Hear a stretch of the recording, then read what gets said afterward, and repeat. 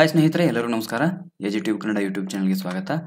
ಆದ್ಮೇಲೆ ಮುಂಬರುವಂಥ ಟಿ ಪರೀಕ್ಷೆಗೆ ಉಪಯುಕ್ತವಾದ ಸಂಪೂರ್ಣ ಇಂಗ್ಲಿಷ್ ಬೋಧನಾಶಾಸ್ತ್ರವನ್ನು 1ನೇ ತರಗತಿಯಲ್ಲಿ ನಾವು ಬಹಳಷ್ಟು ಶಾರ್ಟ್ ಆಗಿ ಮುಗಿಸ್ಕೊಡ್ತೀವಿ ಅಂತ ಹೇಳಿದ್ವಿ. ಇವತ್ತು ಆ ತರಗತಿ ನಿಮ್ಮ ಮುಂದೆ ಇದೆ. ಒಂದೇ ವಿಡಿಯೋದಲ್ಲಿ ಸಂಪೂರ್ಣ ಇಂಗ್ಲಿಷ್ ಬೋಧನಾಶಾಸ್ತ್ರವನ್ನು ಬಹಳಷ್ಟು ಶಾರ್ಟ್ ಆಗಿ ಕನ್ನಡ ಮಾಧ್ಯಮದ ಅಭ್ಯರ್ಥಿಗಳಿಗೆ ಅನುಕೂಲ ಆಗಲಿ ಅನ್ನುವಂಥ ಉದ್ದೇಶ ಇಟ್ಕೊಂಡು ಈ ತರಗತಿಯನ್ನು ಮಾಡ್ತಾ ಇದ್ದೀವಿ. ಇದು ಪ್ಯೂರ್ಲಿ ಇಂಗ್ಲಿಷ್ ಮೀಡಿಯಂ ಅಭ್ಯರ್ಥಿಗಳಿಗೆ ಅಲ್ಲ, ಕನ್ನಡ ಮಾಧ್ಯಮದ ಅಭ್ಯರ್ಥಿಗಳಿಗೆ ಇದು ಬಹಳಷ್ಟು ಉಪಯುಕ್ತ ಆಗುತ್ತೆ. ಬನ್ನಿ ನೇರವಾಗಿ ನಾವು ಸಮಯ ವ್ಯರ್ಥ ಮಾಡದೆ ತರಗತಿಯನ್ನು ಆರಂಭ ಮಾಡೋಣ. ಟಿ ಪರೀಕ್ಷೆಗೆ ಬಹಳಷ್ಟು ಕಡಿಮೆ ಸಮಯ ಇರೋದ್ರಿಂದಾಗಿ ಟೈಮ್ ವೇಸ್ಟ್ ಮಾಡದೆ ನೇರವಾಗಿ ತರಗತಿಯನ್ನು ಆರಂಭ ಮಾಡೋಣ. ಆದಮೇಲೆ ಇವತ್ತಿನ ಈ ವಿಡಿಯೋ ತರಗತಿಗೆ ನೀವು ಎಷ್ಟು ಲೈಕ್ ಕೊಡ್ತೀರಿ? ನಮ್ಮ ಲೈಕ್ ಟಾರ್ಗೆಟ್ ಇದೆ 2000ಕ್ಕೂ ಹೆಚ್ಚಿನ ಲೈಕ್ಗಳನ್ನು ನೀವು ಕೊಡ್ತೀರಿ ಅಂತ ನಾನು ಭಾವಿಸ್ತೀನಿ. ಯಾಕಂದರೆ ಕಂಪ್ಲೀಟ್ ಇಂಗ್ಲೀಷ್ ಬೋಧನಾಶಾಸ್ತ್ರವನ್ನು ಒಂದೇ ಒಂದು ವಿಡಿಯೋದಲ್ಲಿ ಕೊಡುವಂಥ ಪ್ರಯತ್ನವನ್ನು ನಾವು ಮಾಡ್ತಾ ಇದ್ದೀವಿ. ಬಹಳಷ್ಟು ಶಾರ್ಟ್ ಆಗಿ, ಬಹಳಷ್ಟು ಸಿಂಪಲ್ ಆಗಿ ಇದನ್ನು ಹೇಳುವಂಥ ಪ್ರಯತ್ನವನ್ನು ಮಾಡ್ತಾ ಇದ್ದೀವಿ. ಹಾಗಾಗಿ ಪ್ರತಿಯೊಬ್ಬರು ಇವತ್ತಿನ ಈ ತರಗತಿಯನ್ನು ಲೈಕ್ ಮಾಡಿ, ಮತ್ತು ಯಾರಾದರೂ ನಮ್ಮ ಯೂಟ್ಯೂಬ್ ಚಾನಲ್ಗೆ ಇದುವರೆಗೂ ಸಬ್ಸ್ಕ್ರೈಬ್ ಮಾಡ್ಕೊಂಡಿಲ್ಲ ಅಂದರೆ ದಯವಿಟ್ಟು ಸಬ್ಸ್ಕ್ರೈಬ್ ಮಾಡ್ಕೊಳ್ಳಿ. ಬನ್ನಿ ನೇರವಾಗಿ ನಾವು ತರಗತಿಯನ್ನು ಆರಂಭ ಮಾಡೋಣ. ಮೊದಲಿಗೆ ಭಾಷೆ ಅಂದರೆ ಏನು, ಭಾಷೆ ಬಗ್ಗೆ ತಿಳ್ಕೊಳ್ತಾ ಹೋಗೋಣ. ಇದು ಕನ್ನಡ ಬೋಧನಾಶಾಸ್ತ್ರ ನೀವೆಲ್ಲ ತಿಳ್ಕೊಂಡಿದ್ದೀರಲ್ಲ, ಹಾಗೆಯೇ ಇಂಗ್ಲೀಷ್ ಬೋಧನಾಶಾಸ್ತ್ರದಲ್ಲೂ ಕೂಡ ಕೆಲವು ಮಹತ್ವದ ಅಂಶಗಳು ಬರ್ತವೆ. ಭಾಷೆ ಅಂದರೆ ಏನು? Language is a complex and dynamic system of communication used by humans to express their ideas. ಇಲ್ಲಿ ಭಾಷೆಯನ್ನು ನಾವು ಮನುಷ್ಯನ ವಿಚಾರಗಳನ್ನು ವ್ಯಕ್ತಪಡಿಸಲಿಕ್ಕೆ, ಅವನ ಭಾವನೆಗಳನ್ನು ವ್ಯಕ್ತಪಡಿಸಲಿಕ್ಕೆ ಇರ್ತಕ್ಕಂಥ ಒಂದು ಮಾಧ್ಯಮ ಅಂತ ಹೇಳ್ತೀವಿ. Thoughts, feelings and information. It involves a set of symbols. ಇಲ್ಲಿ ಸಿಂಬಲ್ಗಳು ಬರ್ತವೆ, ವರ್ಡ್ಸ್ ಆಗಿರ್ಬೋದು, ಸೈನ್ ಆಗಿರ್ಬೋದು. ಇವುಗಳನ್ನ ಬಳಕೆ ಮಾಡಿಕೊಂಡು ನಾವು ಭಾಷೆಯನ್ನು ಬಳಸ್ತೀವಿ. Combined according to specific rules. ಮತ್ತು ಭಾಷೆಯನ್ನು ಬಳಸುವಾಗ ವಿಶೇಷವಾದ ನಿಯಮಗಳು ಕೂಡ ಇರ್ತವೆ. ಫಾರ್ ಎಕ್ಸಾಂಪಲ್, ಗ್ರಾಮರನ್ನು ಬಳಕೆ ಮಾಡಿಕೊಂಡು ನಾವು ಭಾಷೆಯನ್ನು ಬಳಕೆ ಮಾಡ್ಕೊಳ್ತಾ ಹೋಗ್ತೀವಿ. To create meaningful message. ಒಂದು ಅರ್ಥಪೂರ್ಣವಾದ ಸಂದೇಶವನ್ನು ತಯಾರು ಮಾಡುವಂಥ ಸಂದರ್ಭದಲ್ಲಿ ನಾವು ಭಾಷೆಯನ್ನು ಬಳಕೆ ಮಾಡ್ತೀವಿ. Language allows individuals to convey abstract concepts, share experiences and interact with one another. It can be spoken, written, signed, and it serves as a fundamental tool for human expression and understanding. ಭಾಷೆ ಅನ್ನುವಂಥದ್ದು ಮಾನವನ ವಿಚಾರಗಳನ್ನು ವ್ಯಕ್ತಪಡಿಸಲಿಕ್ಕೆ ಇರ್ತಕ್ಕಂಥ ಒಂದು ಮೂಲಭೂತ ಸಾಧನ, tool ಅಂತ ನಾವು ಹೇಳ್ತೀವಿ. ಹೀಗಾಗಿ ಭಾಷೆ ಅನ್ನುವಂಥದ್ದು ನಮ್ಮ ವಿಚಾರಗಳನ್ನು ವ್ಯಕ್ತಪಡಿಸಲಿಕ್ಕೆ ಇರ್ತಕ್ಕಂಥ ಒಂದು ಸಾಧನ. ಇನ್ನು ಭಾಷೆಯ ಪದದ ಅರ್ಥ ಏನು? ಭಾಷೆ ಅನ್ನುವಂಥ ಪದ, ಲ್ಯಾಂಗ್ವೇಜ್ ಅನ್ನುವಂಥ ಪದ ಯಾವ ಭಾಷೆಯಿಂದ ಬಂದಿದೆ? Latin word lingua means tongue or speech. Latin ಭಾಷೆಯ ಲಿಂಗ್ವಾ ಅನ್ನುವಂಥ ಪದದಿಂದ ಈ ಲ್ಯಾಂಗ್ವೇಜ್ ಅನ್ನುವಂಥ ಪದ ಬಂದಿದೆ. ಇದರ ಅರ್ಥ ನಾಲಿಗೆ ಅಂತ ಆಗುತ್ತೆ. It is where the term language comes from. ಭಾಷೆ, ಲ್ಯಾಂಗ್ವೇಜ್ ಅನ್ನುವಂಥ ಪದ ಯಾವ ಭಾಷೆಯಿಂದ ಬಂದಿದೆ ಅಂತಂದರೆ ಲ್ಯಾಟಿನ್ ಭಾಷೆಯ ಲಿಂಗ್ವಾ ಅನ್ನುವಂಥ ಪದದಿಂದ ಬಂದಿದೆ. ಇದರ ಅರ್ಥ ಟಂಗ್ ಅನ್ನುವಂಥದ್ದು. The evolution of the word involved it passing through Old French and Middle English before becoming the term we use today. So, a language comes from the Latin word lingua, which referred to the ability to speak and communicate using the tongue. ಈ lingua ಅನ್ನುವಂಥ ಪದದ ಅರ್ಥ ಏನು ಅಂತಂದರೆ ನಾಲಿಗೆಯನ್ನು ಬಳಕೆ ಮಾಡಿಕೊಂಡು ಮಾತನಾಡುವಂಥ ಸಾಮರ್ಥ್ಯ ಹಾಗೂ ಸಂವಹನವನ್ನು ನಡೆಸುವಂಥ ಸಾಮರ್ಥ್ಯ ಅಂತ ಆಗುತ್ತೆ. Over time, this term has evolved to encompass and the complex systems of communication that humans use, including both spoken and written forms. ಭಾಷೆಯನ್ನು ನಾವು ಕೇವಲ ಮಾತನಾಡಲಿಕ್ಕೆ ಬಳಕೆ ಮಾಡ್ಕೊಳ್ಳೋದಿಲ್ಲ, ಅದನ್ನು ಇವತ್ತು ಬರವಣಿಗೆ ಹಾಗೂ ಓದುಗಾರಿಕೆಯಲ್ಲೂ ಕೂಡ ಬಳಕೆ ಮಾಡ್ಕೊಳ್ತಾ ಇದ್ದೀವಿ. ಇನ್ನು ಭಾಷೆಯ ವ್ಯಾಖ್ಯಾನಗಳನ್ನು ನೋಡ್ತಾ ಹೋಗೋಣ. ಫರ್ಡಿನಾಂಡ್ ಡಿ ಸಸೂರ್ ಅವ್ರ ಪ್ರಕಾರ language is a system of science that express ideas ಅಂತ ಹೇಳ್ತಾರೆ. ಭಾಷೆ ಅನ್ನುವಂಥದ್ದು ವಿಚಾರಗಳನ್ನು ವ್ಯಕ್ತಪಡಿಸಲಿಕ್ಕೆ ಇರ್ತಕ್ಕಂಥ ಒಂದು ಸಂಕೇತಗಳ ವ್ಯವಸ್ಥೆ ಅಂತ ಫರ್ಡಿನಾಂಡ್ ಡಿ ಸಸೂರ್ ಅವ್ರು ಹೇಳ್ತಾರೆ. ಆಮೇಲೆ ನೋಮ್ ಚಾಮ್ಸ್ಕಿ, ಬಹಳಷ್ಟು ಇಂಪಾರ್ಟೆಂಟ್ ಇದು. Language is a complex innate capability of humans that allows them to generate and understand the infinite number of meaningful sentences. Noam Chomsky ಅವರು ಭಾಷೆ ಅನ್ನುವಂಥದ್ದು ಮಾನವರ ಒಂದು ಸಂಕೀರ್ಣ ಸಹಜ ಸಾಮರ್ಥ್ಯ ಆಗಿದ್ದು, ಅದು ಅನಂತ ಸಂಖ್ಯೆಯ ಅರ್ಥಪೂರ್ಣ ವಾಕ್ಯಗಳನ್ನು ಸೃಷ್ಟಿ ಮಾಡಲಿಕ್ಕೆ ಮತ್ತು ಅರ್ಥ ಮಾಡಿಕೊಳ್ಳಿಕ್ಕೆ ಅವಕಾಶವನ್ನು ಒದಗಿಸಿಕೊಡುತ್ತೆ, ಅನುವು ಮಾಡಿಕೊಡುತ್ತೆ ಅಂತ ನೋಮ್ ಚಾಮ್ಸ್ಕಿ ಹೇಳ್ತಾರೆ. ಇನ್ನು ಎಡ್ವರ್ಡ್ ಡಿ Sapir, language is a purely human and non instinctive method of communicating ideas, emotions and desires by means of voluntarily produced symbols ಅಂತ ಹೇಳ್ತಾರೆ. ಅಂದರೆ ಭಾಷೆ ಅನ್ನುವಂಥದ್ದು ಕಲ್ಪನೆಗಳು, ಭಾವನೆಗಳು ಮತ್ತು ಆಸೆಗಳನ್ನು ಸ್ವಯಂ ಪ್ರೇರಣೆಯಿಂದ ಉತ್ಪತ್ತಿಯಾಗುವ ಸಂಕೇತಗಳ ಮೂಲಕ ಸಂವಹನ ಮಾಡುವಂಥ ಸಂಪೂರ್ಣವಾಗಿ ಮಾನವ ಮತ್ತು ಸಹಜವಲ್ಲದ ಒಂದು ವಿಧಾನ ಅಂತ ಎಡ್ವರ್ಡ್ ಸಫೀರ್ ಅವರು ಹೇಳ್ತಾರೆ. ಇನ್ನು ಬೆಂಜಮಿನ್ ಲೀ ವುರ್ಫ್ ಅವರು, language is not merely a reproducing instrument for voicing ideas but rather is itself the shaper of ideas. The programme and guide for individual's meaningful activity. ಅಂದರೆ ಭಾಷೆ ಅನ್ನುವಂಥದ್ದು ಕೇವಲ ಕಲ್ಪನೆಗಳನ್ನು ಧ್ವನಿಸುವಂಥ ಒಂದು ಪುನರುತ್ಪಾದನೆಯ ಸಾಧನ ಅಲ್ಲ, ಅದು ಸ್ವತಃ ಕಲ್ಪನೆಗಳ ಆಕಾರ, ಕಾರ್ಯಕ್ರಮ ಮತ್ತು ವ್ಯಕ್ತಿಯ ಅರ್ಥಪೂರ್ಣ ಚಟುವಟಿಕೆಗೆ ಮಾರ್ಗದರ್ಶಿಯಾಗಿದೆ ಅಂತ ಹೇಳ್ತಾರೆ. ಇನ್ನು ಲಿಯೋನಾರ್ಡ್ ಬ್ಲೂಮ್ಫೀಲ್ಡ್ ಅವರ ಪ್ರಕಾರ language is the institution where by humans communicate and interact with each other by means of habitually used oral, auditory, arbitrary symbols ಅಂತ ಹೇಳ್ತಾರೆ. ಅಂದರೆ ಭಾಷೆ ಮಾನವರು ಸಾಮಾನ್ಯವಾಗಿ ಬಳಸುವಂಥ ಒಂದು ಮೌಖಿಕ, ಶ್ರವಣೇಂದ್ರಿಯ, ಅನಿಯಂತ್ರಿತ ಚಿಹ್ನೆಗಳ ಮೂಲಕ ಪರಸ್ಪರ ಸಂವಹನ ನಡೆಸುವಂಥ ಒಂದು ಸಾಧನ ಅಂತ ಹೇಳ್ತಾರೆ ಅವರು. ಇನ್ನು ರೋಮನ್ ಜಾಕೋಬ್ಸನ್ ಅವರ ಪ್ರಕಾರ language is a primary modelling system, a cognitive instrument, quite generally a made of reasoning and a means for problem solving. Roman Jakobson ಅವರ ಪ್ರಕಾರ ಭಾಷೆ ಅನ್ನುವಂಥದ್ದು ಪ್ರಾಥಮಿಕ ಮಾದರಿ ವ್ಯವಸ್ಥೆಯಾಗಿದ್ದು ಅರಿವಿನ ಸಾಧನವಾಗಿದೆ. ಸಾಮಾನ್ಯವಾಗಿ ತಾರ್ಕಿಕ ವಿಧಾನ ಮತ್ತು ಸಮಸ್ಯೆ ಪರಿಹರಿಸುವಂಥ ಒಂದು ಸಾಧನವೇ ಭಾಷೆ ಅಂತ ರೋಮನ್ ಜಾಕೋಬ್ಸನ್ ಅವರು ಹೇಳ್ತಾರೆ. ಇನ್ನು ಭಾಷೆಯ ರೂಪಗಳು, ಭಾಷೆ ಯಾವ್ಯಾವ ರೂಪದಲ್ಲಿ ಇರುತ್ತೆ ಅನ್ನುವಂಥದ್ದನ್ನು ನೋಡ್ತಾ ಹೋಗೋಣ. ಮೊದಲನೇದು ಓರಲ್ ಲ್ಯಾಂಗ್ವೇಜ್, ಮೌಖಿಕವಾಗಿ ನಾವು ಮಾತಾಡ್ತೀವಲ್ಲ, ಇದು ಓರಲ್ ಲ್ಯಾಂಗ್ವೇಜ್. ಇನ್ನು ರಿಟರ್ನ್ ಲ್ಯಾಂಗ್ವೇಜ್, ಬರವಣಿಗೆಯ ಮೂಲಕ ನಾವು ನಮ್ಮ ಅಭಿಪ್ರಾಯಗಳನ್ನು ವ್ಯಕ್ತಪಡಿಸ್ತಾ ಹೋಗ್ತೀವಿ, ಅದು ಲಿಖಿತ ಭಾಷೆ ಅಂತ ಕರೀತಾರೆ, ರಿಟರ್ನ್ ಲ್ಯಾಂಗ್ವೇಜ್. ಇನ್ನು ಸೈನ್ ಲ್ಯಾಂಗ್ವೇಜ್, ಸಂಕೇತ ಭಾಷೆ ಅಂತ ಬರುತ್ತಲ್ಲ, ನಾವು ಕೆಲವು ಸಂಜ್ಞೆಗಳನ್ನು ಮಾಡಿ ಹೇಳ್ತಾ ಹೋಗ್ತೀವಿ, ಅದು ಕೂಡ ಒಂದು ಭಾಷೆ. ಭಾಷೆ ಈ ಎಲ್ಲ ರೂಪಗಳಲ್ಲಿ ನಮಗೆ ಕಾಣಸಿಗುತ್ತೆ. ಇನ್ನು ಕ್ಯಾರೆಕ್ಟರಿಸ್ಟಿಕ್ಸ್ ಆಫ್ ಲ್ಯಾಂಗ್ವೇಜ್ ಅನ್ನು ನೋಡ್ತಾ ಹೋಗೋಣ. ಭಾಷೆಯ ಪ್ರಮುಖ ಲಕ್ಷಣಗಳು. ಕನ್ನಡದಲ್ಲಿ ನೀವು ಭಾಷೆಯ ಲಕ್ಷಣ ನೋಡ್ಕೊಂಡಿದ್ರಿ ಅಂದರೆ ಅದಕ್ಕೂ ಏನು ವ್ಯತ್ಯಾಸ ಇಲ್ಲ, ಎಲ್ಲ ಒಂದೇನೆ. It is a symbolic and dynamic, ಇದು ಸಾಂಕೇತಿಕ ಮತ್ತು ಕ್ರಿಯಾತ್ಮಕವಾಗಿರುವಂಥದ್ದು. ಮೀನ್ಸ್ ಆಫ್ ಕಮ್ಯುನಿಕೇಷನ್, ಇದೊಂದು ಸಂವಹನ ಸಾಧನ. ಮೀಡಿಯಮ್ ಆಫ್ ಇನ್ಸ್ಟ್ರಕ್ಷನ್, ಇದೊಂದು ಬೋಧನೆಯ ಮಾಧ್ಯಮ. ಲ್ಯಾಂಗ್ವೇಜ್ ಈಸ್ ಆರ್ಬಿಟ್ರರಿ, ಅಂದರೆ ಈ ಭಾಷೆ ಅನ್ನುವಂಥದ್ದು ಒಂದು ಅನಿಯಂತ್ರಿತವಾಗಿರುವಂಥದ್ದು. It's a carrier of civilisation and culture, ಇದು ನಾಗರಿಕತೆ ಮತ್ತು ಸಂಸ್ಕೃತಿಯ ವಾಹಕ. It is structured and rule governed, ಅಂದರೆ ಇದೊಂದು ರಚನಾತ್ಮಕ ಮತ್ತು ಆಡಳಿತಾತ್ಮಕ ಒಂದು ವ್ಯವಸ್ಥಿತವಾಗಿರುವಂತಹ ನಿಯಮಗಳಿಗೆ ಅನುಸಾರವಾಗಿಯೇ ಭಾಷೆ ಅನ್ನುವಂಥದ್ದು ರೂಪಿತ ಆಗಿರುವಂಥದ್ದು. ಇನ್ನು ಭಾಷೆ ಅನ್ನುವಂಥದ್ದು ಲ್ಯಾಂಗ್ವೇಜ್ ಈಸ್ ಲರ್ನ್ಡ್, ಭಾಷೆ ಅನ್ನುವಂಥದ್ದು ಕಲಿತಿರುವಂಥದ್ದು. Language is an acquired behaviour, ಭಾಷೆ ಅನ್ನುವಂಥದ್ದು ಒಂದು ಸ್ವಾಧೀನಪಡಿಸಿಕೊಂಡಿರ್ತಕ್ಕಂಥ ವರ್ತನೆ. ಅದು ನಾವೇ ಇಮಿಟೇಷನ್ ಮೂಲಕ ಕಲಿತಿರುವಂಥದ್ದು, ಅನುಕರಣೆ ಮೂಲಕ ಕಲಿತಿರುವಂಥದ್ದು, ತಾನಾಗೆ ಬಂದದ್ದಲ್ಲ. ಭಾಷೆ ಅನ್ನುವಂಥದ್ದು ದೇವರಿಂದ ಬಂದಿದ್ದಲ್ಲ, it is an acquired behaviour, ನಾವೇ ಸ್ವಾಧೀನಪಡಿಸಿಕೊಂಡಿರ್ತಕ್ಕಂಥ ಒಂದು ವರ್ತನೆ ಅದು. ಇನ್ನು ಲ್ಯಾಂಗ್ವೇಜ್ ಈಸ್ ಸಿಸ್ಟಮ್, ಭಾಷೆ ಅನ್ನೋದು ಒಂದು ವ್ಯವಸ್ಥೆ. ಲ್ಯಾಂಗ್ವೇಜ್ ಈಸ್ ಓಕಲ್, ಆಮೇಲೆ over changing. Language is for communication. Language is arbitrary. Language is based on cultural experiences. Language is made of habits. Language is unique. ಭಾಷೆ ಅನ್ನುವಂಥದ್ದು ಒಂದು ವಿಶಿಷ್ಟವಾಗಿರುವಂಥ ಸಾಧನ. ಇದೆಲ್ಲ ಭಾಷೆಯ ಲಕ್ಷಣಗಳು. ನೇರವಾಗಿ ಭಾಷಾ ಸ್ವಾಧೀನ ಅಂದರೆ ಏನು, ಲ್ಯಾಂಗ್ವೇಜ್ ಅಕ್ವಿಜಿಷನ್ ಅಂದರೆ ಏನು ಅನ್ನುವಂಥದ್ದನ್ನು ನೋಡ್ತಾ ಹೋಗೋಣ. When language is learned naturally and without any systematic practice, it is called acquisition. ಭಾಷೆಯನ್ನು ಯಾವಾಗ ಸ್ವಾಭಾವಿಕವಾಗಿ ಮತ್ತು ಯಾವುದೇ ವ್ಯವಸ್ಥಿತ ಅಭ್ಯಾಸ ಇಲ್ಲದೆ ನಾವು ಕಲಿತೀವೋ ಅದನ್ನೇ ಭಾಷಾ ಸ್ವಾಧೀನ ಅಂತ ಕರೀತಾರೆ. ಪ್ರತಿಯೊಬ್ಬ ಮಗುವಿನಲ್ಲೂ ಕೂಡ ಭಾಷಾ ಸ್ವಾಧೀನ ಸಾಮರ್ಥ್ಯ ಇರುತ್ತೆ ಅಂತ ನೋಮ್ ಚಾಮ್ಸ್ಕಿ ಅವರು ಹೇಳ್ತಾರೆ. LAD, ಲ್ಯಾಂಗ್ವೇಜ್ ಅಕ್ವಿಜೇಷನ್ ಡಿವೈಸ್ ಅಂತ ಹೇಳ್ತಾರೆ ಅವರು. ಹೌದಾ, ಅದು ಕೂಡ ನಮಗೆ ನೆನಪಿರಬೇಕು, ಅದನ್ನ ಆಮೇಲೆ ಹೇಳ್ತೀನಿ ನಾನು ನಿಮಗೆ. ಆಮೇಲೆ it refers to the process of learning a native or a second language because of the innate capacity of a human brain. ಭಾಷೆ ಅನ್ನುವಂಥದ್ದು ಮಾನವನ ಮೆದುಳಿನ ಸಹಜ ಸಾಮರ್ಥ್ಯದಿಂದಾಗಿ ಸ್ಥಳೀಯ ಮತ್ತು ಎರಡನೇ ಭಾಷೆಯನ್ನು ಕಲಿಯುವಂಥ ಪ್ರಕ್ರಿಯೆಯನ್ನು ಸೂಚಿಸುತ್ತೆ. ಆಮೇಲೆ it also means an unconscious process that occurs when language is used in a real conversation. ನೈಜ ಸಂಭಾಷಣೆಯಲ್ಲಿ ಭಾಷೆಯನ್ನು ಬಳಸಿದಾಗ ಸಂಭವಿಸುವಂಥ ಪ್ರಜ್ಞಾಹೀನ ಪ್ರಕ್ರಿಯೆ ಲ್ಯಾಂಗ್ವೇಜ್ ಅಕ್ವಿಜೇಷನ್, ಭಾಷಾ ಸ್ವಾಧೀನ ಅಂತ ಹೇಳಲಾಗುತ್ತೆ. ಇದಿಷ್ಟು ಭಾಷಾ ಸ್ವಾಧೀನ. ಅಂದ್ರೆ ಭಾಷಾ ಸ್ವಾಧೀನ ಅನ್ನುವಂಥದ್ದು ಅನುಕರಣೆಯಿಂದ ಬರುವಂಥದ್ದು, ಅದನ್ನು ನಾವೇ ಕಲ್ತಿರುವಂಥದ್ದು ಭಾಷೆ ಅನ್ನುವಂಥದ್ದು. ಮತ್ತೆ ಯಾವುದೇ ರೀತಿಯ ಒತ್ತಡ ಇಲ್ಲದೆ ನೈಸರ್ಗಿಕವಾಗಿ ಸಹಜವಾಗಿ ಯಾವುದೇ ಸಿಸ್ಟಮ್ಯಾಟಿಕ್ ಪ್ರಾಕ್ಟೀಸ್ ಇಲ್ಲದೆ ಕಲ್ತಿರುವಂಥದ್ದನ್ನು ನಾವು ಲ್ಯಾಂಗ್ವೇಜ್ ಅಕ್ವಿಜೇಷನ್ ಅಂತ ಕರಿತೀವಿ. ಇನ್ನು ಭಾಷಾ ಕಲಿಕೆ ಅಂದರೆ ಏನು? ಲ್ಯಾಂಗ್ವೇಜ್ ಲರ್ನಿಂಗ್ ಅಂತ ಬರುತ್ತೆ, ಭಾಷಾ ಕಲಿಕೆ. When a language is learned in a systematic way, it is known as learning. ಹಿಂದೆ ಅಕ್ವಿಜೇಷನ್ ಬಗ್ಗೆ ತಿಳ್ಕೊಂಡ್ವಿ ನಾವು. ಅಕ್ವಿಜೇಷನ್ ಅಂದರೆ ತಾನೇ ಯಾವುದೇ ರೀತಿಯ ಸಿಸ್ಟಮ್ಯಾಟಿಕ್ ವೇ ಇಲ್ಲದೆ ಸಹಜವಾಗಿ ಕಲಿಯುವಂಥದ್ದು ಭಾಷಾ ಸ್ವಾಧೀನ. ಆದರೆ ಇಲ್ಲಿ ಕಲಿಕೆ, ಭಾಷಾ ಕಲಿಕೆ ಅಂತಂದರೆ ನಾವೇ ಒಂದು ಸಿಸ್ಟಮ್ಯಾಟಿಕ್ ವೇಯಲ್ಲಿ ಕಲಿತಾ ಹೋಗ್ತೀವಿ, ಇದು ಕಲಿಕೆ. Learning a language is all inclusive process, ಇದೊಂದು ಎಲ್ಲರನ್ನೂ ಒಳಗೊಂಡಿರ್ತಕ್ಕಂಥ ಒಂದು ಪ್ರಕ್ರಿಯೆ. Learning is a conscious process and it is more effective when it is done in a meaningful situation or a familiar environment ಅಂತ ಹೇಳ್ತಾರೆ. ಕಲಿಕೆ ಅನ್ನುವಂಥದ್ದು ಪ್ರಜ್ಞಾಪೂರ್ವಕ ಪ್ರಕ್ರಿಯೆಯಾಗಿದ್ದು ಅದನ್ನು ಅರ್ಥಪೂರ್ಣ ಪರಿಸ್ಥಿತಿಯಲ್ಲಿ ಅಥವಾ ಪರಿಚಿತ ವಾತಾವರಣದಲ್ಲಿ ಮಾಡಿದಾಗ ಅದು ಹೆಚ್ಚು ಪರಿಣಾಮಕಾರಿಯಾಗುತ್ತೆ ಅಂತ ಹೇಳಲಾಗುತ್ತೆ. ಭಾಷಾ ಕಲಿಕೆ ಅನ್ನುವಂಥದ್ದು ಅರ್ಥಪೂರ್ಣ ಯಾವಾಗ ಆಗುತ್ತೆ ಅಂದರೆ ಅದನ್ನು ನೈಸರ್ಗಿಕ ಸನ್ನಿವೇಶದಲ್ಲಿ ಪರಿಚಿತ ವಾತಾವರಣದಲ್ಲಿ ಹೆಚ್ಚು ಬಳಕೆ ಮಾಡ್ಕೊಂಡಂಗೆ. ಅರ್ಥ ಆಯ್ತಾ? ಇನ್ನು the 8th schedule of the constitution consists of the following 22 language. ಇದನ್ನೆಲ್ಲ ನಮಗೆ ಗೊತ್ತಿದೆ. ಸಂವಿಧಾನದ 8ನೇ ವಿಧಿಯಲ್ಲಿ ಏನಾಗುತ್ತೆ ಅಂದರೆ 22 ಭಾಷೆಗಳನ್ನ ಸೂಚಿಸ್ತಾರೆ. ಅಸ್ಸಾಮಿ, ಬೆಂಗಾಲಿ, ಗುಜರಾತಿ, ಹಿಂದಿ, ಕನ್ನಡ 5ನೇ ಭಾಷೆ ಇದೆ ನೋಡಿ.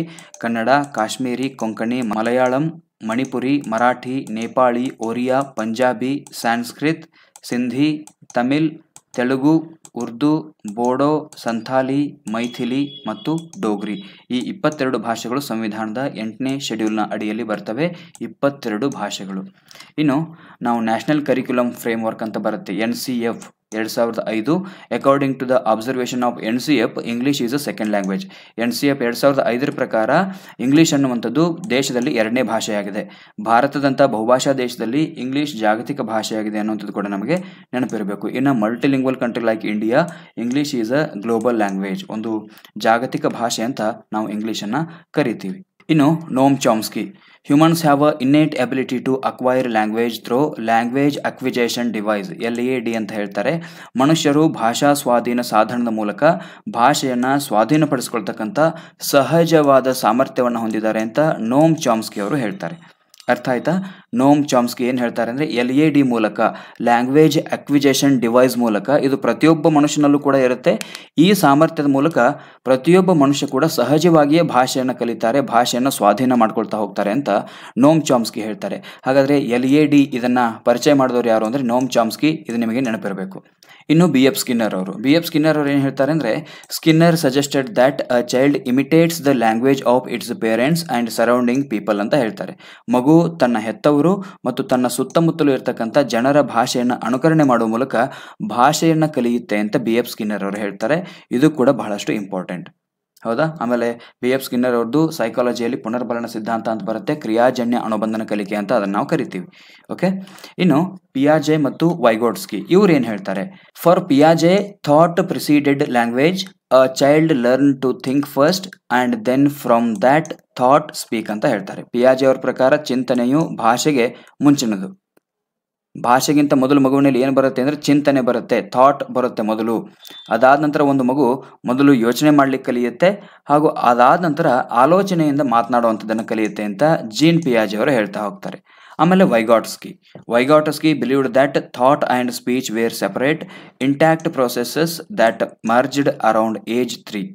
ವೈಗಾಟ್ಸ್ಕಿ ಆಲೋಚನೆ ಮತ್ತು ಭಾಷಣವು 3 ವರ್ಷಗಳ ಆಸುಪಾಸಿನಲ್ಲಿ ವಿಲೀನಗೊಳ್ಳುವ ಪ್ರತ್ಯೇಕ ಮತ್ತು ಅಖಂಡ ಪ್ರಕ್ರಿಯೆಗಳು ಅಂತ ನಂಬಿದ್ರು.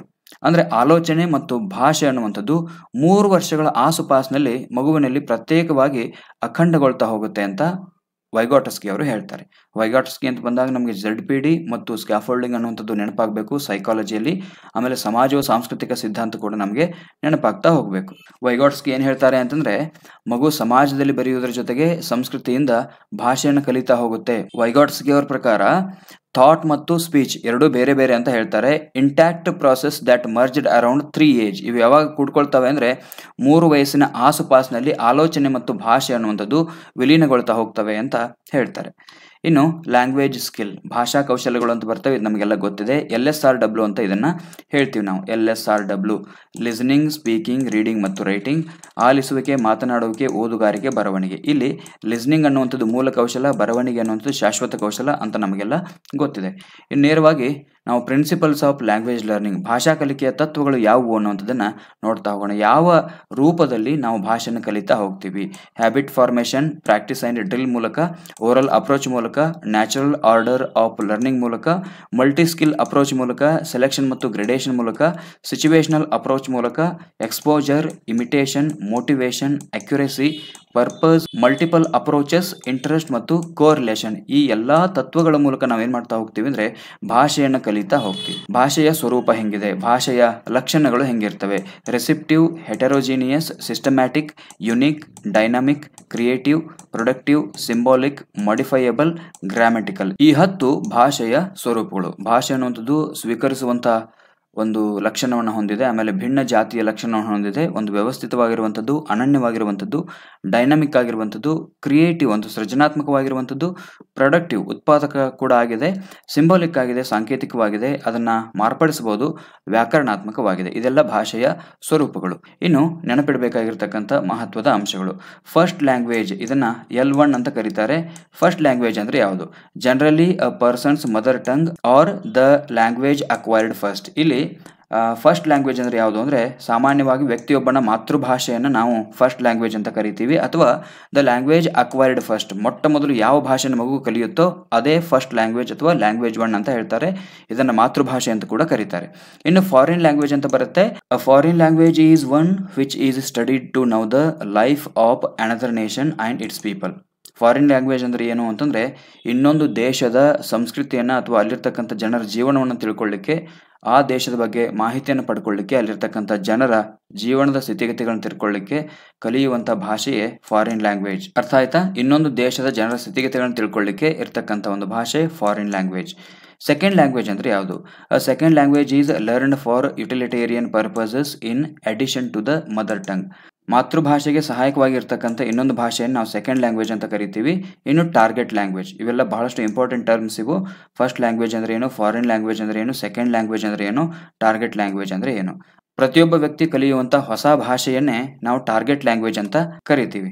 The language which a person is learning, ವ್ಯಕ್ತಿಯೊಬ್ಬ ಕಲಿಯುತ್ತಿರುವಂಥ ಹೊಸ ಭಾಷೆಯನ್ನೇ ನಾವು ಟಾರ್ಗೆಟ್ ಲ್ಯಾಂಗ್ವೇಜ್ ಅಂತ ಕರಿತೀವಿ.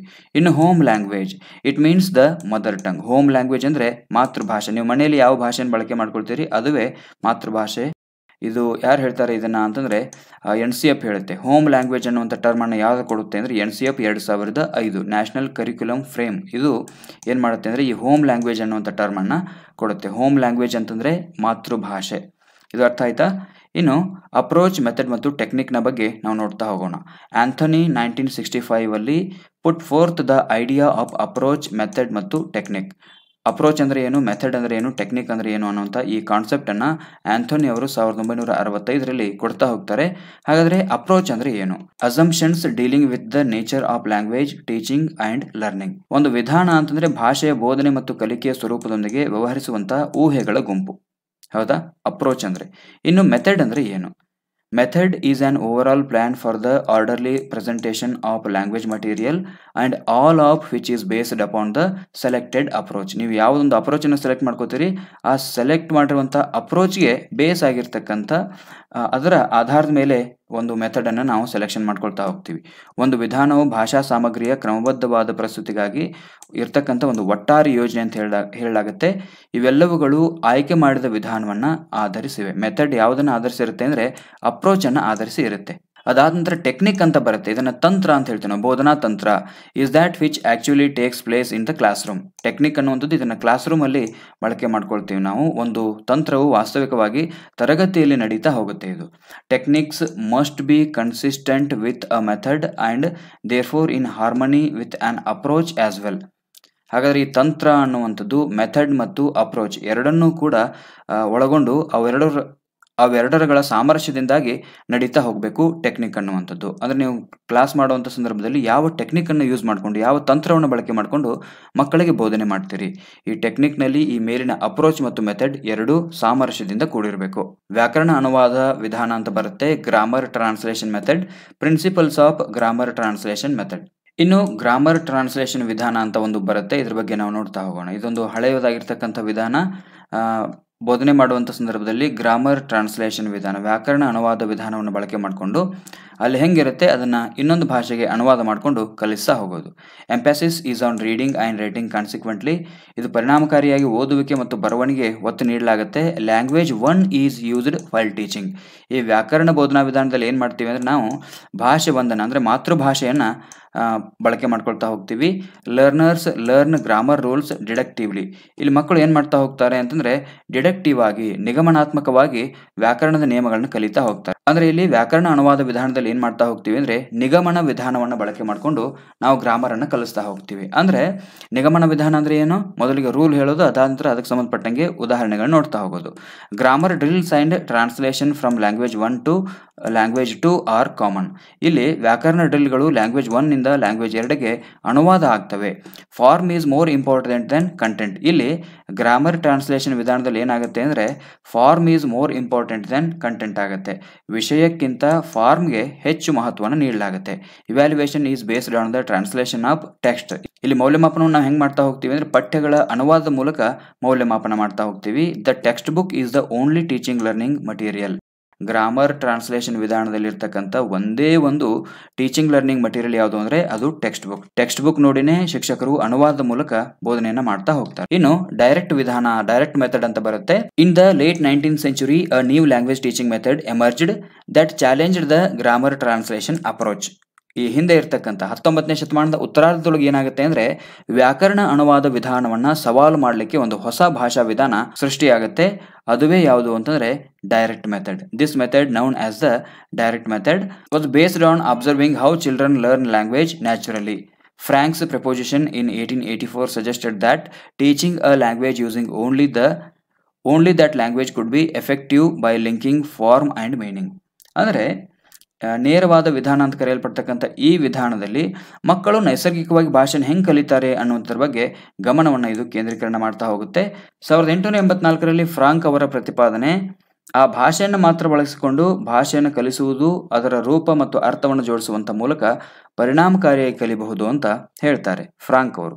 Teaching a language using only that language could be effective by linking form and meaning. ಭಾಷೆಯ ಅರ್ಥ ಮತ್ತು ಅದರ ಸ್ವರೂಪವನ್ನು ತಿಳ್ಕೊಂಡು ಕಲಿಸಿದಾಗ ಮಾತ್ರ ಭಾಷಾ ಕಲಿಕೆ ಅನ್ನೋದು ಪರಿಣಾಮಕಾರಿ ಆಗುತ್ತೆ ಅಂತ ಹೇಳ್ತಾರೆ. In this approach the target language is actively used in the class. ಇಲ್ಲಿ ಟಾರ್ಗೆಟ್ ಲ್ಯಾಂಗ್ವೇಜನ್ನು ನಾವು ತರಗತಿಯಲ್ಲಿ ಬಹಳಷ್ಟು ಯೋಗ್ಯವಾಗಿ ಬಳಕೆ ಮಾಡ್ಕೊಳ್ತಾ ಹೋಗ್ತೀವಿ. And grammar rules aren't explicitly explained. Instead learners observe grammar inductively like they do with their native language, and teachers decide the content. By the 1920s, the direct method gained recognition and transferred language teaching, marking the start of the methods era and impacting Europe's language educational landscape.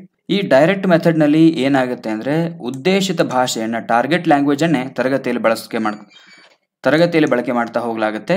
ವ್ಯಾಕರಣ ನಿಯಮಗಳನ್ನು ಸ್ಪಷ್ಟವಾಗಿ ಇಲ್ಲಿ ವಿವರಣೆ ಮಾಡೋದಿಲ್ಲ. ಬದಲಾಗಿ ಕಲಿಯುವಂಥವರು ತಮ್ಮ ಸ್ಥಳೀಯ ಭಾಷೆಯಲ್ಲಿ ಅಧ್ಯಯನ ಮಾಡುವಂತೆ ವ್ಯಾಕರಣವನ್ನು ಅನುಗಮನಾತ್ಮಕವಾಗಿ ಕಲಿತಾ ಹೋಗ್ತಾರೆ. ಆರಂಭದಲ್ಲಿ ಇಲ್ಲಿ ಪಠ್ಯಪುಸ್ತಕಗಳನ್ನು ಅವಾಯ್ಡ್ ಮಾಡಲಾಗುತ್ತೆ ಮತ್ತು ಶಿಕ್ಷಕರು ವಿಷಯವನ್ನು ನಿರ್ಧಾರ ಮಾಡ್ತಾರೆ. 1920ರ ಹೊತ್ತಿಗೆ ಈ ನೇರ ವಿಧಾನ ಮನ್ನಣೆಯನ್ನು ಪಡೆಯುತ್ತೆ ಮತ್ತು ಭಾಷಾ ಬೋಧನೆಯನ್ನು ಇದು ಪರಿವರ್ತನೆ ಮಾಡುತ್ತೆ. ವಿಧಾನಗಳ ಯುಗವನ್ನು ಆರಂಭ ಮಾಡುತ್ತೆ ಮತ್ತು ಯುರೋಪಿನ ಭಾಷಾ ಶಿಕ್ಷಣದ ಮೇಲೆ, ಭೂದೃಶ್ಯದ ಮೇಲೆ ಪ್ರಭಾವವನ್ನು ಇದು ಬೀರುತ್ತೆ. ಇನ್ನು ಆಡಿಯೋಲಿಂಗ್ವಲ್ ವಿಧಾನ ಅಂತ ಬರುತ್ತೆ. The audiolingual method emerged in the 1960s. 1960ರಲ್ಲಿ ಈ ವಿಧಾನ ಬಳಕೆಗೆ ಬರುತ್ತೆ. Particularly in the United States, ವಿಶೇಷವಾಗಿ ಅಮೆರಿಕದಲ್ಲಿ ಇದು ಜಾರಿಗೆ ಬರುತ್ತೆ. As a response to the limitations of the direct method. Direct ಮೆಥಡ್ನಲ್ಲಿ ಇರ್ತಕ್ಕಂಥ ಲಿಮಿಟೇಷನ್ಗಳಿಗಾಗಿ ಈ ವಿಧಾನವನ್ನು ಬಳಕೆ ಮಾಡ್ಕೊಳ್ತಾರೆ. This approach emphasised oral practice, pronunciation, mastering language structure for grammatical accuracy. ಇದರ ಅರ್ಥ ಏನು ಅಂತಂದರೆ ಈ ಆಡಿಯೋಲಿಂಗ್ವಲ್ ವಿಧಾನ ವ್ಯಾಕರಣದ ನಿಖರತೆಗಾಗಿ ಮೌಖಿಕ ಅಭ್ಯಾಸ, ಉಚ್ಚಾರಣೆ ಮತ್ತು ಭಾಷೆಯಲ್ಲಿ ಮಾಸ್ಟರಿಂಗ್ ಗಳಿಸಬೇಕು ಅನ್ನುವಂಥ ಉದ್ದೇಶ ಇಟ್ಕೊಂಡು ಈ ವಿಧಾನವನ್ನು ರಚನೆ ಮಾಡಲಾಗುತ್ತೆ. It gained popularity due to America's global influence post World War II and increased demand to teach English. However, it later waned as learners struggled to apply classroom skills in real-life contexts. Notably, linguist Noam Chomsky challenged the method's theoretical underpinning, arguing that language is rooted in learners' innate knowledge of abstract rules ಅಂತ ಹೇಳ್ತಾರೆ. ಎರಡನೇ ಮಹಾಯುದ್ಧದ ನಂತರ ಅಮೆರಿಕದ ಜಾಗತಿಕ ಪ್ರಭಾವ ಮತ್ತು English ಕಲಿಸಲು ಹೆಚ್ಚಿದ ಬೇಡಿಕೆಯಿಂದಾಗಿ ಈ ವಿಧಾನ ಅತಿ ಹೆಚ್ಚು ಜನಪ್ರಿಯತೆಯನ್ನು ಗಳಿಸುತ್ತೆ. ಆದಾಗ್ಯೂ ಕೂಡ ನೈಜ ಜೀವನದ ಸಂದರ್ಭದಲ್ಲಿ ತರಗತಿಯ ಕೌಶಲ್ಯಗಳನ್ನು ಅನ್ವಯಿಸಲಿಕ್ಕೆ ಕಲಿಯುವವರು ಹೆಣಗಾಡಿದ್ರಿಂದಾಗಿ ಅದು ನಂತರ ಕ್ಷೀಣಿಸುತ್ತೆ. ಗಮನಾರ್ಹವಾಗಿ ಭಾಷಾಶಾಸ್ತ್ರಜ್ಞಾಗಿರ್ತಕ್ಕಂಥ ನೋಮ್ ಚಾಮ್ಸ್ಕಿ ಅವರು ವಿಧಾನದ ಸೈದ್ಧಾಂತಿಕ ಆಧಾರವನ್ನು ಪ್ರಶ್ನೆ ಮಾಡ್ತಾರೆ. ಅಮೂರ್ತ ನಿಯಮಗಳು ಕಲಿಯುವವರ ಸಹಜ ಜ್ಞಾನದಲ್ಲಿ ಭಾಷೆ ಅನ್ನುವಂಥದ್ದು ಬೇರೂರಿದೆ ಅಂತ ಅವರು ಹೇಳ್ತಾರೆ. ನೋಮ್ ಚಾಮ್ಸ್ಕಿ ಅವರು ಹೇಳ್ತಾರಲ್ಲ, ಆವಾಗಲೇ ಹೇಳಿದ್ದೀನಿ ನಾನು. ನೋಮ್ ಚಾಮ್ಸ್ಕಿ ಅವರ ಪ್ರಕಾರ ಪ್ರತಿಯೊಬ್ಬ ವ್ಯಕ್ತಿಯಲ್ಲೂ ಕೂಡ ಭಾಷೆಯನ್ನು ಕಲಿಯುವಂಥ ಸಹಜ ಸಾಮರ್ಥ್ಯ ಇರುತ್ತೆ, ಲ್ಯಾಂಗ್ವೇಜ್ ಅಕ್ವಿಜೇಷನ್ ಡಿವೈಸ್ ಅನ್ನುವಂಥದ್ದು ಇರುತ್ತೆ ಅಂತ ನೋಮ್ ಚಾಮ್ಸ್ಕಿ ಅವರು ಹೇಳ್ತಾರೆ. ಸ್ಟ್ರಕ್ಚರಲ್ ಮೆಥಡ್ ಅಂತ ಬರುತ್ತೆ, ರಚನಾತ್ಮಕ ವಿಧಾನ. The structural approach helps you learn English by understanding how sentences are put together. It believes English has specific structures that can be taught step by step. You practice these structures and words a lot to get good at grammar. You need to learn about 275 sentence structures and 3000 basic words to become really skilled.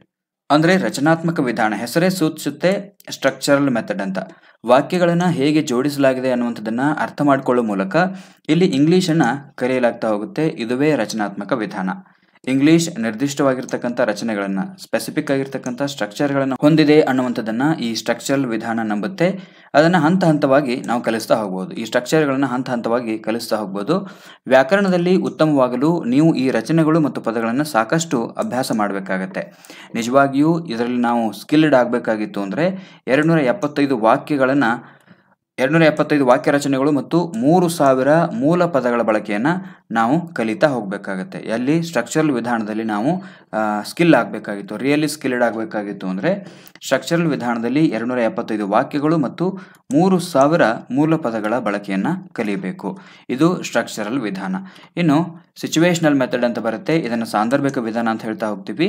The situational approach to teaching English developed by Harold Palmer ಮತ್ತು A S. Hornby. ಈ situational ವಿಧಾನವನ್ನು ಯಾರು ರೂಪಿಸ್ತಾರೆ ಅಂದರೆ Harold Palmer ಮತ್ತು A S. Hornby ಅನ್ನುವಂಥವ್ರು ಇದನ್ನು ರೂಪಿಸ್ತಾರೆ. Focuses on practical use. ಇದರ ಮುಖ್ಯ ಉದ್ದೇಶ ಏನು ಅಂತಂದರೆ ಪ್ರಾಕ್ಟಿಕಲ್ ಯೂಸ್ ಆಗಿ ಪ್ರಾಯೋಗಿಕ ಬಳಕೆಯ ಮೇಲೆ ಈ ವಿಧಾನ ಕೇಂದ್ರೀಕರಣ ಆಗಿದೆ. It connects words and sentences to real or simulated situation. ಇದು ಈ ಸಾಂದರ್ಭಿಕ ವಿಧಾನ ಅನ್ನುವಂಥದ್ದು ನೈಜ ಮತ್ತು ಸಿಮ್ಯುಲೇಟೆಡ್ ಸನ್ನಿವೇಶಗಳನ್ನು ಸಂಪರ್ಕ ಮಾಡುತ್ತೆ. For instant, instead of just reading the word pencil in a dictionary, you learn it by hearing sentences like write with a pencil. ಇಲ್ಲಿ ನೋಡಿ, ಪೆನ್ಸಿಲ್ ಅನ್ನುವಂಥ ಪದವನ್ನು ಕಲಿಸುವಂಥ ಸಂದರ್ಭದಲ್ಲಿ ನೀವು ಹೆಂಗೆ ನೈಜ ಸನ್ನಿವೇಶದೊಂದಿಗೆ ಬೋಧನೆಯನ್ನು ಮಾಡ್ತಾ ಹೋಗ್ತೀರಿ. ಉದಾಹರಣೆಗೆ ಈ ಪೆನ್ಸಿಲ್ ಅನ್ನುವಂಥ ಪದವನ್ನು ಹೇಳುವಂಥ ಸಂದರ್ಭದಲ್ಲಿ ಇದು ಪೆನ್ಸಿಲ್ ನೋಡಿ ಅಂತ ಹೇಳೋದಿಲ್ಲ ಅಷ್ಟೇ. ಹೆಂಗೆ ಹೇಳಬೇಕು ಅಂದರೆ ರೈಟ್ ವಿತ್ ಅ ಪೆನ್ಸಿಲ್, ನೀವು ಪೆನ್ಸಿಲ್ ಮೂಲಕ ಬರೀರಿ, ನೀವು ಪೆನ್ಸಿಲ್ ಮೂಲಕ ಬರೀರಿ ಅಂತ ಹೇಳ್ತಾ ಹೋಗ್ತಾರೆ. ಈ ರೀತಿ ಕಲಿಸೋದ್ರಿಂದಾಗಿ this helps you understand the use English in real life situation. ಇಲ್ಲಿ ಸಾಂದರ್ಭಿಕ ವಿಧಾನದ ಮೂಲಕ ನಾವು ಏನು ಮಾಡ್ತಾ ಹೋಗ್ಬೋದು ಅಂದರೆ ರಿಯಲ್ ಲೈಫ್ ಸಿಚುವೇಶನಲ್ಲಿ ಇಂಗ್ಲೀಷನ್ನು ಕಲಿತಾ ಹೋಗ್ಬೋದು, ತಿಳ್ಕೊಳ್ತಾ ಹೋಗ್ಬೋದು. ಈವನ್ ಬಿಯಾಂಡ್ ದ ಕ್ಲಾಸ್ ರೂಮ್ನ ಹೊರಗಡೆ ಕೂಡ ಈ ಸಾಂದರ್ಭಿಕ ವಿಧಾನ ಅನ್ನುವಂಥದ್ದು ಬಹಳಷ್ಟು ಅನುಕೂಲ ಆಗುತ್ತೆ ಇಂಗ್ಲೀಷ್ ಕಲಿಯುವಂಥ ಸಂದರ್ಭದಲ್ಲಿ. ಇನ್ನು ಡಾಕ್ಟರ್ ವೆಸ್ಟ್ ಅವರ ನ್ಯೂ ಮೆಥಡ್ ಅಂತ ಬರುತ್ತೆ. Doctor West's new method. ಈ ವೆಸ್ಟ್ ಅವರ ಮೆಥಡ್ ಏನು ಹೇಳುತ್ತೆ ಅನ್ನೋದನ್ನು ನೋಡ್ತಾ ಹೋಗೋಣ. Doctor West had done research on teaching English as a foreign language in India and developed this method as a response to the direct method. Doctor West ಅವರು ಭಾರತದಲ್ಲಿ ಇಂಗ್ಲೀಷನ್ನು ವಿದೇಶಿ ಭಾಷೆಯಾಗಿ ಕಲಿಸುವ ಬಗ್ಗೆ ಸಂಶೋಧನೆ ನಡೆಸ್ತಾರೆ ಮತ್ತು ನೇರ ವಿಧಾನಕ್ಕೆ ಪ್ರತಿಕ್ರಿಯೆಯಾಗಿ, ನೇರ ವಿಧಾನ ಅಂತ ಇತ್ತಲ್ಲ, ಹಿಂದೆ ಡೈರೆಕ್ಟ್ ಮೆಥಡ್ ಇತ್ತಲ್ಲ, ಅದರ ಬದಲಾಗಿ ಈ ಹೊಸ ವಿಧಾನವನ್ನು ಪರಿಚಯ ಮಾಡ್ತಾರೆ. ಈ ವಿಧಾನವು ಭಾರತೀಯ ಇಂಗ್ಲಿಷ್ ಭಾಷೆಯ ಅಗತ್ಯತೆಗಳ ಮೇಲೆ ಕೇಂದ್ರೀಕರಣವನ್ನು ಮಾಡುತ್ತೆ. This method focuses on the English language needs of Indians. ಭಾರತೀಯರ ಅಗತ್ಯತೆಗಳು ಏನಿದಾವೆ ಅವುಗಳನ್ನ ಪೂರೈಸುವ ನಿಟ್ಟಿನಲ್ಲಿ ಈ ವಿಧಾನ ಕೆಲಸ ಮಾಡುತ್ತೆ. He states that learners in India need to read English, write it, speak it and comprehend it when spoken. ಇವ್ರ ಪ್ರಕಾರ ಭಾರತದಲ್ಲಿ ಇಂಗ್ಲೀಷ್ ಕಲಿಯುವಂಥವರು ಮೊದಲು ಓದಬೇಕು, ಅದಾದ ನಂತರ ಬರೀಬೇಕು, ಅದಾದ ನಂತರ ಮಾತಾಡಬೇಕು, ಮಾತಾಡುವಾಗ ತಿಳ್ಕೊಳ್ತಾ ಹೋಗಬೇಕು ಅಂತ ಡಾಕ್ಟರ್ ವೆಸ್ಟ್ ಅವರು ಹೇಳ್ತಾರೆ. According to Dr. West, teachers should teach silent reading skills first to improve reading comprehension skill. ಅಂದರೆ ಡಾಕ್ಟರ್ ವೆಸ್ಟ್ ಅವರ ಪ್ರಕಾರ ಓದುವ ಗ್ರಹಿಕೆ ಕೌಶಲ್ಯಗಳನ್ನು ಸುಧಾರಣೆ ಮಾಡಲಿಕ್ಕೆ ಶಿಕ್ಷಕರು ಮೊದಲು ಮೌನ ಓದನ್ನು ಕೊಡಬೇಕು ಅಂತ ಹೇಳ್ತಾರೆ. ಮಗು ಎಷ್ಟರ ಮಟ್ಟಿಗೆ ಅರ್ಥ ಮಾಡ್ಕೊಳ್ಳುತ್ತೆ ಓದುಗಾರಿಕೆಯನ್ನು ಅಂತ ತಿಳ್ಕೊಳ್ಳಿಕ್ಕೆ ಮೊದಲು ಸೈಲೆಂಟ್ ರೀಡಿಂಗನ್ನು ಕೊಡಬೇಕು ಅಂತ ಹೇಳ್ತಾರೆ. ಸೊ ಟೀಚರ್ಸ್ ಲೇ more emphasis on the habit of silent reading. ಇವ್ರ ಪ್ರಕಾರ ಶಿಕ್ಷಕರು ಮೌನ ಓದಿಗೆ ಹೆಚ್ಚು ಅಭ್ಯಾಸವನ್ನು ನೀಡ್ತಾ ಹೋಗಬೇಕು, ಮಕ್ಕಳಲ್ಲಿ ಹೆಚ್ಚಾಗಿ ಸೈಲೆಂಟ್ ರೀಡಿಂಗನ್ನು ಮಾಡಿಸ್ತಾ ಹೋಗಬೇಕು. In order to develop silent reading as a habit in learners, he proposed a reading book which has interesting reading texts and selected vocabulary. ಕಲಿಯುವವರಲ್ಲಿ ಮೌನ ಓದನ್ನು ಅಭ್ಯಾಸವಾಗಿ ಬೆಳೆಸುವ ಸಲುವಾಗಿ ಅವರೊಂದು ವಿಶೇಷವಾದ ಪುಸ್ತಕವನ್ನು ಪ್ರಸ್ತಾಪ ಮಾಡ್ತಾ ಹೋಗ್ತಾರೆ. ಆ ಪುಸ್ತಕವು ಆಸಕ್ತಿದಾಯಕವಾಗಿರ್ತಕ್ಕಂಥ ಓದುವ ಪಠ್ಯ ಮತ್ತು ಆಯ್ದ ಶಬ್ದಕೋಶವನ್ನು ಹೊಂದಿತ್ತು. ಇದು ಡಾಕ್ಟರ್ ವೆಸ್ಟ್ ಅವರ ಹೊಸ ವಿಧಾನ. ಡಾಕ್ಟರ್ ವೆಸ್ಟ್ ಅವರು ಏನು ಹೇಳ್ತಾರೆ ಅಂದರೆ ಸೈಲೆಂಟ್ ರೀಡಿಂಗ್ ಕೊಡಬೇಕು ಮೊದಲಿಗೆ ಅಂತ ಹೇಳ್ತಾರೆ. ಮೊದಲು ಸೈಲೆಂಟಾಗಿ ಓದಬೇಕು, ಅದಾದ ನಂತರ ಬರೀಬೇಕು, ಅದಾದ ನಂತರ ಮಾತಾಡಬೇಕು, ಕೊನೆಗೆ ಮಾತನಾಡಿರುವಂಥದ್ದನ್ನು ಅರ್ಥ ಮಾಡ್ಕೋಬೇಕು. ಇದು ಡಾಕ್ಟರ್ ವೆಸ್ಟ್ ಅವರ ಹೊಸ ವಿಧಾನ. ಡೈರೆಕ್ಟ್ ವಿಧಾನಕ್ಕೆ ಪರ್ಯಾಯವಾಗಿ ಡಾಕ್ಟರ್ ವೆಸ್ಟ್ ಅವರು ಈ ವಿಧಾನವನ್ನು ಹೇಳ್ತಾರೆ. ಇನ್ನು ದ್ವಿಭಾಷಾ ವಿಧಾನ ಅಂತ ಬರುತ್ತೆ, ಬೈಲಿಂಗ್ವಲ್ ಮೆಥಡ್ ಅಂತ ಇದನ್ನು ಕರಿತೀವಿ. CJ ಡಾಡ್ಸನ್ ಅವರು 1967ರಲ್ಲಿ ಈ ವಿಧಾನವನ್ನು ಪರಿಚಯ ಮಾಡ್ತಾರೆ. It is used for teaching a foreign language. It is complementary to the audio visual method. The mother tongue is used for bilingual pattern drills ಅಂತ ಇದು ಹೇಳುತ್ತೆ. CJ ಡಾಡ್ಸನ್ ಅವರು 1967ರಲ್ಲಿ ದ್ವಿಭಾಷಾ ವಿಧಾನವನ್ನು ಪ್ರತಿಪಾದನೆ ಮಾಡ್ತಾರೆ. ಇದು ವಿದೇಶಿ ಭಾಷೆಯನ್ನು ಕಲಿಸಲಿಕ್ಕೆ ಬಳಸಲಾಗುತ್ತೆ ಮತ್ತು ಇದು ಆಡಿಯೋ ವಿಜುವಲ್ ವಿಧಾನಕ್ಕೆ ಪೂರಕವಾಗಿರುವಂಥದ್ದು. ದ್ವಿಭಾಷಾ ಮಾದರಿಯ ಡ್ರಿಲ್ಗಳಿಗೆ ಮಾತೃಭಾಷೆಯನ್ನು ಬಳಕೆ ಮಾಡಿಕೊಳ್ಳಲಾಗುತ್ತೆ. ದ್ವಿಭಾಷಾ ಮಾದರಿಯಲ್ಲಿ ಡ್ರಿಲ್ ಮಾಡಲಿಕ್ಕೆ ನಾವು ಮಾತೃಭಾಷೆಯನ್ನು ಬಳಕೆ ಮಾಡ್ಕೊಳ್ತೀವಿ. ಡ್ರಿಲ್ ಮಾಡಲಿಕ್ಕೆ ಅಂದರೆ ಅಭ್ಯಾಸ ಮಾಡಲಿಕ್ಕೆ ಮಾತೃಭಾಷೆಯನ್ನು ಬಳಕೆ ಮಾಡ್ಕೊಳ್ತೀವಿ. ಇದು ದ್ವಿಭಾಷಾ ವಿಧಾನ. ಇನ್ನು ಒಟ್ಟಾರೆ ದೈಹಿಕ ವಿಧಾನ ಅಂತ ಬರುತ್ತೆ, ಟೋಟಲ್ ಫಿಸಿಕಲ್ ರೆಸ್ಪಾನ್ಸ್ ವಿಧಾನ ಅಂತ. James Usher developed total physical response based on his experience. This method is based on the coordination of language and physical movement. Learners act according to the commands given by the teacher. The learners learn 12 to 36 words in an hour of teaching. Teachers are advised to treat learners' mistakes empathetically like a parent. Total physical response lessons use a wide range of realia, posters, etc. In the beginning, teaching learning aids are not necessary to teach lessons. As learners progress in terms of proficiency, a teacher may use items she finds in the classroom. James Asher ಅವರು ಒಟ್ಟಾರೆ ದೈಹಿಕ ವಿಧಾನ total physical response ವಿಧಾನವನ್ನು ಪರಿಚಯ ಮಾಡ್ತಾರೆ ತಮ್ಮ ಅನುಭವಗಳ ಆಧಾರದ ಮೇಲೆ. ಈ ವಿಧಾನವು ಭಾಷೆ ಮತ್ತು ದೈಹಿಕ ಚಲನೆಯ ಸಮನ್ವಯವನ್ನು ಆಧರಿಸಿದೆ. ಟೋಟಲ್ ಫಿಸಿಕಲ್ ರೆಸ್ಪಾನ್ಸ್ ವಿಧಾನದೊಳಗಡೆ ಏನಾಗುತ್ತೆ ಅಂದರೆ ಭಾಷೆ ಮತ್ತು ದೈಹಿಕ ಚಲನೆ ಎರಡೂ ಸಮನ್ವಯವಾಗಿ ಕೆಲಸ ಮಾಡ್ತಾ ಹೋಗ್ತವೆ. ಶಿಕ್ಷಕರು ನೀಡಿದ ಆಜ್ಞೆಗಳ ಪ್ರಕಾರ ಕಲಿಯುವಂಥವರು ಅಂದರೆ ವಿದ್ಯಾರ್ಥಿಗಳು ಇಲ್ಲಿ ಕೆಲಸವನ್ನು ಮಾಡ್ತಾ ಹೋಗ್ತಾರೆ. ಕಲಿಯುವವರು ಬೋಧನೆಯ 1 ಗಂಟೆಯಲ್ಲಿ 12ರಿಂದ 36 ಪದಗಳನ್ನು ಕಲಿತಾ ಹೋಗ್ತಾರೆ. ಕಲಿಯುವವರ ತಪ್ಪುಗಳನ್ನು ಶಿಕ್ಷಕರಾದವರು ಸಹಾನುಭೂತಿಯಿಂದ ಹೆಂಗೆ ಪಾಲಕರು ತಿದ್ತಾರೆ ಹಾಗೆ ಸಹಾನುಭೂತಿಯಿಂದ ಶಿಕ್ಷಕರು ಇಲ್ಲಿ ಮಕ್ಕಳ ತಪ್ಪುಗಳನ್ನು ತಿದ್ದುತ್ತಾ ಹೋಗಬೇಕಾಗತ್ತೆ. ಒಟ್ಟಾರೆ ಭೌತಿಕ ಪ್ರತಿಕ್ರಿಯೆಯ ಪಾಠಗಳು ವ್ಯಾಪಕವಾದ ನೈಜತೆ ಆಗಿರ್ಬೋದು, ಪೋಸ್ಟರ್ಗಳು ಇತ್ಯಾದಿಗಳನ್ನು ಬಳಕೆ ಮಾಡಿಕೊಂಡು ಬೋಧನೆ ನಡೆಯುತ್ತೆ. ಇಲ್ಲಿ ಆರಂಭದಲ್ಲಿ ಬೋಧನೆ ಮತ್ತು ಕಲಿಕಾ ಪ್ರಕ್ರಿಯೆಗೆ ಯಾವುದೇ ಸಾಧನಗಳ ಬೋಧನೋಪಕರಣಗಳ ಅವಶ್ಯಕತೆ ಇರೋದಿಲ್ಲ. ಕಲಿಯುವವರು ಪ್ರಾವೀಣ್ಯತೆಯ ವಿಷಯದಲ್ಲಿ ಪ್ರಗತಿ ಹೊಂದ್ತಾ ಇದ್ದಂಗೆ ಶಿಕ್ಷಕರು ಅಗತ್ಯವಾಗಿರುವಂತಹ ಬೋಧನಾ ಉಪಕರಣಗಳನ್ನು ಬಳಕೆ ಮಾಡಿಕೊಂಡು ಬೋಧನೆಯನ್ನ ಮಾಡಬೇಕಾಗತ್ತೆ. ಇದು ಟೋಟಲ್ ಫಿಸಿಕಲ್ ರೆಸ್ಪಾನ್ಸ್ ವಿಧಾನ. ಇನ್ನು ಕಮ್ಯುನಿಕೇಟಿವ್ ಲ್ಯಾಂಗ್ವೇಜ್ ಟೀಚಿಂಗ್ ಅಂತ ಬರುತ್ತೆ, CLT. ಇದನ್ನೊಂದು ಸಾರಿ ಪ್ರಶ್ನೆ ಬಂದಿದೆ, ಇದು ಹಲವಾರು ಬಾರಿ ಪ್ರಶ್ನೆ ಬಂದಿದೆ. ಕಮ್ಯುನಿಕೇಟಿವ್ ಲ್ಯಾಂಗ್ವೇಜ್ ಟೀಚಿಂಗ್ ಅಂದ್ರೆ ಏನು? ಸಂವಹನ ಭಾಷಾ ಬೋಧನೆ ಅಂತ ಬರುತ್ತೆ. It accentuates interaction as the means and definitive objectives of learning. Language learners in CLT learn and practice English through interaction with one another and the teacher. Learners talk about personal experiences with peers, and teachers teach topics which encourages language learning skills related to various situations. The most important goal of CLT is to enable the learners to communicate in the target language. This approach does not use a textbook to teach English but develops oral skills before moving to reading and writing. ಸಂವಹನ ಭಾಷಾ ಬೋಧನಾ ಕೌಶಲ್ಯದಲ್ಲಿ ಏನಾಗುತ್ತೆ ಅಂದರೆ ಇದು ಸಂವಹನವನ್ನು ಒಂದು ಸಾಧನವಾಗಿ ಮತ್ತು ಕಲಿಕೆಯ ನಿರ್ಣಾಯಕ ಉದ್ದೇಶವಾಗಿ ಬಳಕೆ ಮಾಡ್ಕೋಬೇಕು ಅಂತ ಒತ್ತಿ ಹೇಳುತ್ತೆ. CLTಯಲ್ಲಿ ಭಾಷೆಯನ್ನು ಕಲಿಯುವಂಥವರು ಪರಸ್ಪರ ಮತ್ತು ಶಿಕ್ಷಕರೊಂದಿಗೆ ಸಂವಾದದ ಮೂಲಕ ಇಲ್ಲಿ ಇಂಗ್ಲಿಷನ್ನು ಕಲಿತಾ ಹೋಗ್ತಾರೆ ಮತ್ತು ಅಭ್ಯಾಸವನ್ನು ಮಾಡ್ತಾರೆ. ಕಲಿಯುವವರು ಗೆಳೆಯರೊಂದಿಗೆ ವೈಯಕ್ತಿಕ ಅನುಭವಗಳ ಬಗ್ಗೆ ಮಾತಾಡ್ತಾ ಶಿಕ್ಷಕರು ವಿವಿಧ ಸನ್ನಿವೇಶಗಳಿಗೆ ಸಂಬಂಧಪಟ್ಟಿರ್ತಕ್ಕಂಥ ಭಾಷಾ ಕೌಶಲ್ಯಗಳನ್ನು ಪ್ರೋತ್ಸಾಹಿಸುವಂಥ ವಿಷಯಗಳನ್ನು ಮಕ್ಕಳು ಇಲ್ಲಿ ಕಲಿತಾ ಹೋಗ್ತಾರೆ. CLTಯ ಪ್ರಮುಖ ಗುರಿ ಏನು ಅಂತಂದರೆ ಕಲಿಯುವವರಿಗೆ ಉದ್ದೇಶಿತ ಭಾಷೆಯಲ್ಲಿ ಸಂವಹನ ಮಾಡಲು ಅನುವು ಮಾಡಿಕೊಡೋದು. ಟಾರ್ಗೆಟ್ ಲ್ಯಾಂಗ್ವೇಜಲ್ಲಿ ಮಕ್ಕಳು ಸ್ವಯಂ ಆಗಿ ಸಂವಹನ ಮಾಡುವಂಥ ಅವಕಾಶವನ್ನು ಇಲ್ಲಿ ಒದಗಿಸಿಕೊಡಲಾಗುತ್ತೆ. ಈ CLT ವಿಧಾನದಲ್ಲಿ ಇಂಗ್ಲೀಷನ್ನು ಕಲಿಸಲಿಕ್ಕೆ ಪಠ್ಯ ಪುಸ್ತಕವನ್ನು ಬಳಕೆ ಮಾಡಿಕೊಳ್ಳೋದಿಲ್ಲ, ಆದರೆ ಓದುವ ಮತ್ತು ಬರೆಯುವ ಮೊದಲು ಮೌಖಿಕ ಕೌಶಲ್ಯಗಳನ್ನು ಇದು ಅಭಿವೃದ್ಧಿಪಡಿಸ್ತಾ ಹೋಗುತ್ತೆ. ಯಾಕಂದರೆ ಇಲ್ಲಿ ಸಹಜವಾಗಿ ಸಂವಹನ ಮಾಡ್ತಾ ನಿಜವಾದ ನೈಜ ಸನ್ನಿವೇಶಗಳಲ್ಲಿ ವ್ಯವಹಾರ ಮಾಡ್ತಾ ಹೋಗೋದ್ರಿಂದಾಗಿ ಕಮ್ಯುನಿಕೇಟಿವ್ ಲ್ಯಾಂಗ್ವೇಜ್ ಟೀಚಿಂಗ್ ಅಲ್ಲಿ ಏನಾಗುತ್ತೆ ಅಂದರೆ ಮಕ್ಕಳು ತರಗತಿಯಲ್ಲಿ ಒಂದು ಚಟುವಟಿಕೆಯನ್ನು ಮಾಡಿದ್ರು ಅಂದರೆ ಮರುದಿನ ಹೋಗಿ ಅದನ್ನು ನಿಜ ಜೀವನದಲ್ಲಿ ಆ್ಯಕ್ಟ್ ಮಾಡ್ತಾ ಹೋಗೋದು. ಇದಕ್ಕೆ ಹಿಂದೆ ಹಲವಾರು ಉದಾಹರಣೆಗಳನ್ನು ಕೂಡ ನಾನು ಕೊಟ್ಟಿದ್ದೇನೆ ನಿಮಗೆ. ಅಂದರೆ ಮಕ್ಕಳು ತರಗತಿಯಲ್ಲಿ ಒಂದು ಸನ್ನಿವೇಶವನ್ನು ಕಲಿತಾರೆ, ಏನು ತರಕಾರಿ ವ್ಯಾಪಾರಿ ಜೊತೆಗೆ ಹೇಗೆ ಮಾತಾಡಬೇಕು, ಯಾವ ರೀತಿ ಬಾರ್ಗೇನ್ ಮಾಡಬೇಕು, ಇದನ್ನೆಲ್ಲ ಕಲಿತ ನಂತರ ಮರುದಿನ ಹೋಗಿ ಅದನ್ನು ಮಾರ್ಕೆಟ್ನಲ್ಲಿ ಯೂಸ್ ಮಾಡ್ಕೊಳ್ತಾ ಹೋಗ್ತಾರೆ. ಇಂಗ್ಲೀಷ್ನಲ್ಲಿಯೇ ಒಂದು ಕಮ್ಯುನಿಕೇಟ್ ಮಾಡುವಂಥ ಪ್ರಯತ್ನವನ್ನು ಮಾಡ್ತಾರೆ. ಇದು ಸಂವಹನ ಭಾಷಾ ಬೋಧನೆ, CLT ಕಮ್ಯುನಿಕೇಟಿವ್ ಲ್ಯಾಂಗ್ವೇಜ್ ಟೀಚಿಂಗ್ ಅಂತ ಇದನ್ನು ಕರೀತಾರೆ. ಇನ್ನು ನೈಸರ್ಗಿಕ ವಿಧಾನ ಅಂತ ಬರುತ್ತೆ. The natural approach by Krashen and Terrell aims to teach language naturally. It is for beginners and focuses on vocabulary and communication, not just grammar. Students learn by using comfortable and getting understandable language input. Mistakes aren't a big focus, it's connected to Crescent's monitor model. ಕ್ರಷನ್ ಮತ್ತು ಟೆರೆಲ್ ಅವರು ಪ್ರತಿಪಾದನೆ ಮಾಡಿರುವಂತಹ ನೈಸರ್ಗಿಕ ವಿಧಾನ ಏನು ಮಾಡುತ್ತೆ ಅಂದರೆ ಭಾಷೆಯನ್ನು ಸ್ವಾಭಾವಿಕವಾಗಿ ಕಲಿಸುವಂಥ ಗುರಿಯನ್ನು ಹೊಂದಿದೆ. ಇದು ಆರಂಭಿಕವಾಗಿ ಅಂದರೆ ಬಿಗಿನರ್ಸ್ಗೆ ಮತ್ತು ವ್ಯಾಕರಣ ಇಲ್ಲದೆ ಕಲಿಯುವಂಥವರಿಗೆ ಶಬ್ದಕೋಶ ಮತ್ತು ಸಂವಹನದ ಮೇಲೆ ಇದು ಗಮನವನ್ನು ಕೇಂದ್ರೀಕರಣ ಮಾಡ್ತಾ ಹೋಗುತ್ತೆ. ವಿದ್ಯಾರ್ಥಿಗಳು ಆರಾಮದಾಯಕ ಮತ್ತು ಅರ್ಥವಾಗುವ ಭಾಷೆಯ ಇನ್ಪುಟ್ ಪಡೆಯುವ ಮೂಲಕ ಇಲ್ಲಿ ಭಾಷೆಯನ್ನು ಕಲಿತಾ ಹೋಗ್ತಾರೆ. ಇಲ್ಲಿ ತಪ್ಪುಗಳಿಗೆ ಅಷ್ಟು ದೊಡ್ಡದಾಗಿರ್ತಕ್ಕಂಥ ಗಮನ ಕೊಡೋದಿಲ್ಲ. ತಪ್ಪುಗಳು ಸಹಜವಾಗಿ ಈ ನೈಸರ್ಗಿಕ ವಿಧಾನದಲ್ಲಿ ಆಗ್ತಾನೆ ಹೋಗ್ತವೆ. ಇದು ಕ್ರಾಷನ್ನ ಮಾನಿಟರ್ ಮಾದರಿಗೆ ಸಂಪರ್ಕವನ್ನು ಹೊಂದಿರತಕ್ಕಂಥ ಒಂದು ವಿಧಾನ ಅಂತ ಹೇಳಲಾಗುತ್ತೆ. ನೈಸರ್ಗಿಕ ವಿಧಾನವನ್ನು ಬಳಕೆಗೆ ತಂದವರು ಯಾರು ಅಂದರೆ ಕ್ರಾಷನ್ ಮತ್ತು ಟೆರೆಲ್ ಅನ್ನುವಂಥವ್ರು. ಇದು ನಿಮಗೆ ನೆನಪಿರಬೇಕು.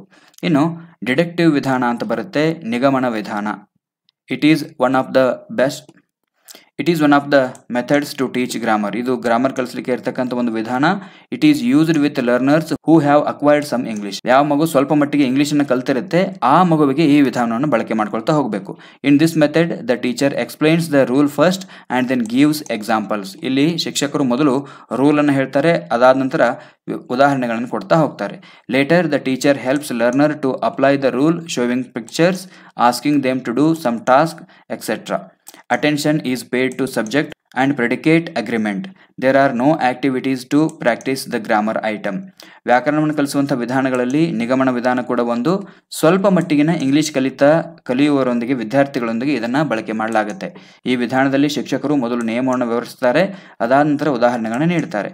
ನಂತರ ಶಿಕ್ಷಕರು ಚಿತ್ರಗಳನ್ನು ತೋರಿಸುವ ಮೂಲಕ ನಿಯಮವನ್ನು ಅನ್ವಯಿಸಲು ಕಲಿಯುವವರಿಗೆ ಸಹಾಯ ಮಾಡ್ತಾರೆ. ಕೆಲವು ಕಾರ್ಯಗಳನ್ನು ಮಾಡಲು ಅವರನ್ನು ಕೇಳ್ತಾರೆ ಇತ್ಯಾದಿ ಕೆಲವು ಚಟುವಟಿಕೆಗಳನ್ನು ಈ ವಿಧಾನದಲ್ಲಿ ಬಳಕೆ ಮಾಡಿಕೊಳ್ತಾರೆ. ವಿಷಯ ಮತ್ತು ಒಪ್ಪಂದವನ್ನು ಊಹಿಸಲಿಕ್ಕೆ ಗಮನವನ್ನು ಇಲ್ಲಿ ನೀಡಲಾಗುತ್ತೆ. ವ್ಯಾಕರಣದ ವಿಷಯವನ್ನು ಅಭ್ಯಾಸ ಮಾಡಲು ಯಾವುದೇ ರೀತಿಯ ಇಲ್ಲಿ ಚಟುವಟಿಕೆಗಳು ಇರೋದಿಲ್ಲ ನಿಗಮನ ವಿಧಾನದಲ್ಲಿ. ಮತ್ತೆ ಈ ನಿಗಮನ ವಿಧಾನದ ಮೂಲಕ ಬೋಧನೆಯನ್ನು ಕೂಡ ಮಾಡಬಾರ್ದು, ಗ್ರಾಮರನ್ನು ಕಲಿಸಬಾರ್ದು. ಇನ್ನು ಇಂಡಕ್ಟಿವ್ ಮೆಥಡ್ ಬರುತ್ತೆ. ಈ ಮೂಲಕ ನಾವು ಗ್ರಾಮರನ್ನು ಕಲಿಸ್ತಾ ಹೋಗಬೇಕಾಗತ್ತೆ. It is one of the methods to teach grammar. In this method the teacher provides example first and then formulate rules based on the examples given. Teaching and learning are made interesting using contextualized situation. Plenty of practice is given. Teachers must be accurate in English and competent in teaching. ವ್ಯಾಕರಣವನ್ನು ಕಲಿಸುವಂಥ ವಿಧಾನಗಳಲ್ಲಿ ಅನುಗಮನ ವಿಧಾನ ಕೂಡ ಒಂದು.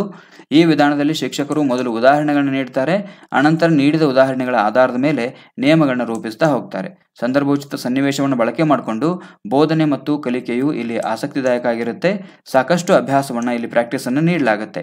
ಶಿಕ್ಷಕರು ಇಂಗ್ಲೀಷ್ನಲ್ಲಿ ಈ ಸಂದರ್ಭದಲ್ಲಿ ನಿಖರವಾಗಿರಬೇಕಾಗುತ್ತೆ, ಅವರಿಗೆ ಗೊತ್ತಿರಬೇಕು ಇಂಗ್ಲೀಷ್ ಅಂದರೆ ಏನು ಅಂತ. ಆಮೇಲೆ ಬೋಧನೆಯಲ್ಲಿ ಅವರು ಸಮರ್ಥವಾಗಿರಬೇಕು. ಅಂದಾಗ ಮಾತ್ರ ಈ ಅನುಗಮನ ವಿಧಾನವನ್ನು ಬಳಕೆ ಮಾಡ್ಕೊಳ್ಳಿಕ್ಕಾಗತ್ತೆ. ಇಲ್ಲ ಅಂದರೆ ಡಿಡಕ್ಟಿವ್ ಮೆಥಡನ್ನು ಯೂಸ್ ಮಾಡಿಕೊಂಡು ಬೋಧನೆ ಮಾಡಬೇಕಾಗತ್ತೆ. ಇನ್ನು ಕನ್ಸ್ಟ್ರಕ್ಟಿವ್ ಅಪ್ರೋಚ್ ಅಂತ ಬರುತ್ತೆ, ರಚನಾತ್ಮಕ ವಿಧಾನ. The constructive approach is about moving from just memorizing to understanding. Learners actively create their own knowledge in this method. It is learner-centered, focusing on personal learning and independence. Students work together, create things and teach themselves. It helps with learning languages and understanding different cultures. It is complete way of learning with real world connection. ನೋಡಿ, ರಚನಾತ್ಮಕ ವಿಧಾನ constructive ತರಗತಿ ಅಂತ ಹೇಳ್ತೀವಲ್ಲ ನಾವು, ಇಲ್ಲಿ ಮಕ್ಕಳೇ ಸ್ವತಃ ಕಲಿತಾ ಹೋಗ್ತಾರೆ ಅಂತ ಹೇಳಿದ್ವಿ ನಾವು. ಇದಕ್ಕೆ ಸಂಬಂಧಪಟ್ಟಂಗೆ ಇನ್ನಷ್ಟು ಹೆಚ್ಚುವರಿ ಮಾಹಿತಿಯನ್ನು ನಾವು ತಿಳ್ಕೊಳ್ತಾ ಹೋಗೋಣ. ರಚನಾತ್ಮಕ ವಿಧಾನ ಅಂತಂದ್ರೆ ಕೇವಲ ಕಂಠಪಾಠದಿಂದ ತಿಳುವಳಿಕೆಗೆ ಚಲಿಸೋದು. ಈ ವಿಧಾನದಲ್ಲಿ ಕಲಿಯುವವರು ತಮ್ಮ ಸ್ವಂತ ಜ್ಞಾನವನ್ನ ಸಕ್ರಿಯವಾಗಿ ರಚನೆ ಮಾಡ್ಕೊಳ್ತಾ ಹೋಗ್ತಾರೆ. ಇದು ವಿದ್ಯಾರ್ಥಿ ಕೇಂದ್ರಿತವಾಗಿರ್ತಕ್ಕಂಥ ವಿಧಾನ. ಇದು ಕನ್ಸ್ಟ್ರಕ್ಟಿವ್ ಅಪ್ರೋಚ್ ಅನ್ನುವಂಥದ್ದು ಒಂದು ವಿದ್ಯಾರ್ಥಿ ಕೇಂದ್ರಿತ ವಿಧಾನ. ವೈಯಕ್ತಿಕ ಕಲಿಕೆ ಮತ್ತು ಸ್ವಾತಂತ್ರ್ಯದ ಮೇಲೆ ಇದು ಗಮನವನ್ನ ಕೇಂದ್ರೀಕರಿಸುತ್ತೆ. ಮಕ್ಕಳು ಏನು ಕಲಿತಾ ಹೋಗ್ತಾರೆ ಅದನ್ನ ಅವರಿಗೆ ಬಿಟ್ಬಿಡೋದು. ಆಮೇಲೆ ವಿದ್ಯಾರ್ಥಿಗಳು ಇಲ್ಲಿ ಒಟ್ಟಾಗಿ ಕೆಲಸ ಮಾಡ್ತಾರೆ, ವಸ್ತುಗಳನ್ನ ರಚನೆ ಮಾಡ್ತಾರೆ, ಸ್ವತಃ ಕಲಿಸ್ತಾರೆ. ಇದು ಭಾಷೆಗಳನ್ನು ಕಲಿಯಲಿಕ್ಕೆ ಮತ್ತು ವಿವಿಧ ಸಂಸ್ಕೃತಿಗಳನ್ನ ಅರ್ಥ ಮಾಡ್ಕೊಳ್ಳಿಕ್ಕೆ ಇರ್ತಕ್ಕಂಥ ಒಂದು ಯೋಗ್ಯವಾದ ವಿಧಾನ. ಇದು ನೈಜ ಪ್ರಪಂಚದ ಸಂಪರ್ಕಗಳೊಂದಿಗೆ ಕಲಿಕೆಯ ಸಂಪೂರ್ಣವಾಗಿರ್ತಕ್ಕಂಥ ಒಂದು ಮಾರ್ಗ ಅಂತಾನೆ ಹೇಳ್ಬೋದು. ಇದು ಕನ್ಸ್ಟ್ರಕ್ಟಿವ್ ಅಪ್ರೋಚ್. ಇನ್ನು ಸ್ಕಿಲ್ಸ್ ಆಫ್ ಲ್ಯಾಂಗ್ವೇಜ್ ಬಗ್ಗೆ ನಾವು ನೋಡ್ತಾ ಹೋಗೋಣ. ಮೊದಲಿಗೆ ಆಲಿಸುವ ಕೌಶಲ, ಲಿಸ್ನಿಂಗ್ ಸ್ಕಿಲ್ ಅಂತ ಬರುತ್ತೆ. Listening skill refers to the ability to effectively receive, understand and interrupt spoken language or auditory information. It is a crucial component of effective communication and learning. Developing strong listening skills involves more than just hearing. It involves actively processing and comprehending what is being said. ಆಲಿಸುವ ಕೌಶಲ ಅಂದರೆ ಏನು? ಇದು ಮೂಲ ಕೌಶಲ ಅಂತ ಕರಿತೀವಿ ನಾವು. ಮಾತನಾಡುವ ಭಾಷೆ ಮತ್ತು ಶ್ರವಣೇಂದ್ರಿಯ ಮಾಹಿತಿಯನ್ನು ಪರಿಣಾಮಕಾರಿಯಾಗಿ ಸ್ವೀಕಾರ ಮಾಡಿರುವಂಥ ಮಾಹಿತಿಯನ್ನು ಅರ್ಥ ಮಾಡ್ಕೊಳ್ಳುವಂಥ ಮತ್ತು ಅರ್ಥ ಮಾಡಿಕೊಂಡಿರುವಂಥ ಸಾಮರ್ಥ್ಯವನ್ನು ಇದು ಸೂಚಿಸ್ತಾ ಹೋಗುತ್ತೆ. ಇದು ಪರಿಣಾಮಕಾರಿ ಸಂವಹನ ಮತ್ತು ಕಲಿಕೆಯ ನಿರ್ಣಾಯಕ ಅಂಶ ಅಂತಲೇ ಹೇಳ್ಬೋದು. ನಾವು ಒಂದು ಸಂವಹನ ಪರಿಣಾಮಕಾರಿ ಆಗಬೇಕಾಗಿತ್ತು ಅಂದರೆ ಅಲ್ಲಿರುವಂಥ ಮೂಲ ಕೌಶಲವಾದ ಆಲಿಸುವ ಕೌಶಲ ಪರಿಣಾಮಕಾರಿ ಆಗಿರಬೇಕು. ಬಲವಾದ ಆಲಿಸುವ ಕೌಶಲಗಳನ್ನು ಅಭಿವೃದ್ಧಿಪಡಿಸುವುದು ಕೇವಲ ಕೇಳುವುದಕ್ಕಿಂತ ಹೆಚ್ಚಿನದನ್ನು ಒಳಗೊಂಡಿದೆ. ಸಾಮಾನ್ಯವಾಗಿ ಕೇಳುವುದಕ್ಕೂ ಆಲಿಸುವುದಕ್ಕೂ ಬಹಳಷ್ಟು ವ್ಯತ್ಯಾಸ ಇದೆ. ಕೇಳಿಸ್ಕೊಳ್ಳೋದು ಅಂದರೆ ಏನು ಬೇಕಾದ ನಮ್ಮ ಕಿವಿ ಮೇಲೆ ಸಾಕಷ್ಟು ಶಬ್ದಗಳು ಪ್ರತಿದಿನ ಬೀಳ್ತಾ ಇರ್ತವೆ.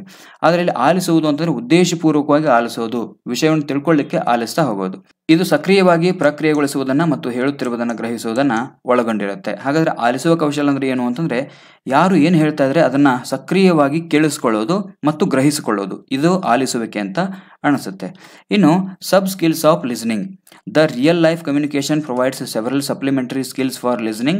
Some of the widely used listening skills are described here. Intensive listening, extensive listening, critical listening ಅಂತ ಬರುತ್ತೆ.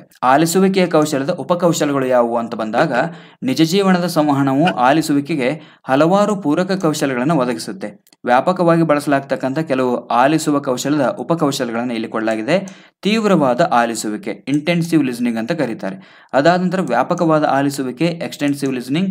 ಆಮೇಲೆ ಕ್ರಿಟಿಕಲ್ ಲಿಸ್ನಿಂಗ್ ಅಂತ ಬರುತ್ತೆ, ವಿಮರ್ಶಾತ್ಮಕ ಆಲಿಸುವಿಕೆ. ಇವುಗಳ ಸಂಬಂಧಪಟ್ಟಂಗೆ ಸ್ವಲ್ಪ ಡೀಟೇಲ್ನ ನಾವು ನೋಡ್ತಾ ಹೋಗೋಣ. ಇಂಟೆನ್ಸಿವ್ ಲಿಸ್ನಿಂಗ್ ಅಂದರೆ ಏನು? ಇಂಟೆನ್ಸಿವ್ ಲಿಸ್ನಿಂಗ್ ಇದು ಫೋಕಸ್ಡ್ ಅಂಡರ್ಸ್ಟ್ಯಾಂಡಿಂಗ್ ಅಂತ ಹೇಳ್ತಾರೆ ಇದನ್ನ. Intensive listening is when you listen carefully to get specific information. It is like when students listen in class for exams or when you follow instructions at home or on the sports field. You are fully focused on understanding the details. ತೀವ್ರವಾದ ಆಲಿಸುವಿಕೆ ಅಂದರೆ ಏನು? ಇದನ್ನು ಕೇಂದ್ರೀಕೃತ ತಿಳುವಳಿಕೆ ಅಂತ ಕೂಡ ಕರೀತಾರೆ. ನಿರ್ದಿಷ್ಟ ಮಾಹಿತಿಯನ್ನು ಪಡೆಯಲಿಕ್ಕೆ ನೀವು ಎಚ್ಚರಿಕೆಯಿಂದ ಆಲಿಸಿದಾಗ ಅದನ್ನು ನಾವು ತೀವ್ರ ಆಲಿಸುವಿಕೆ ಅಂತ ಕರಿತೀವಿ. ನಿರ್ದಿಷ್ಟವಾದ ಮಾಹಿತಿಯನ್ನು ಪಡೆಯಲಿಕ್ಕೆ ಉದಾಹರಣೆಗೆ ವಿದ್ಯಾರ್ಥಿಗಳು ತರಗತಿಯಲ್ಲಿ ಕೇಳಿರ್ತಕ್ಕಂಥ ವಿಚಾರಗಳನ್ನ ಬಹಳಷ್ಟು ತೀವ್ರವಾಗಿ ಆಲಿಸ್ತಾರೆ, ಯಾಕಂದರೆ ಪರೀಕ್ಷೆಗೆ ಉಪಯುಕ್ತ ಆಗುತ್ತೆ ಅಂತ. ಆಮೇಲೆ ಕ್ರೀಡಾ ಮೈದಾನದಲ್ಲಿರ್ತಕ್ಕಂಥ ಸೂಚನೆಗಳನ್ನು ಅನುಸರಿಸಿದ ಹಾಗೆ ಇವೆಲ್ಲ ಏನು ಅಂತಂದರೆ ತೀವ್ರವಾಗಿರ್ತಕ್ಕಂಥ ಆಲಿಸುವಿಕೆಗಳು. ಆಮೇಲೆ ವಿವರಗಳನ್ನು ಅರ್ಥ ಮಾಡಿಕೊಳ್ಳುವಲ್ಲಿ ನೀವು ಸಂಪೂರ್ಣವಾಗಿ ಗಮನವನ್ನು ಹರಿಸ್ತಾ ಹೋಗ್ತೀರಿ. ಕ್ರೀಡಾ ಮೈದಾನದಲ್ಲಿ ಕೆಲವು ಸೂಚನೆಗಳನ್ನ ಹೇಳ್ತಾ ಇದ್ದಾರೆ ಆಟಕ್ಕೆ ಸಂಬಂಧಪಟ್ಟಂಗೆ, ಅಂತಹ ಸೂಚನೆಗಳನ್ನು ಕೇಳುವಂಥದ್ದು ಕೂಡ ತೀವ್ರವಾದ ಆಲಿಸುವಿಕೆ ಅಂತ ಆಗುತ್ತೆ. ಇನ್ನು ಎಕ್ಸ್ಟೆನ್ಸಿವ್ ಲಿಸ್ನಿಂಗ್ ಅಂದರೆ ಏನು? ಇದನ್ನ ರಿಲ್ಯಾಕ್ಸ್ಡ್ ಅಬ್ಸರ್ಪ್ಷನ್ ಅಂತ ಕರೀತಾರೆ. ವಿಸ್ತಾರವಾದ ಆಲಿಸುವಿಕೆ, ಇದನ್ನ ವಿಶ್ರಾಂತ ಹೀರಿಕೊಳ್ಳುವಿಕೆ ಅಂತ ಹೇಳಲಾಗುತ್ತೆ.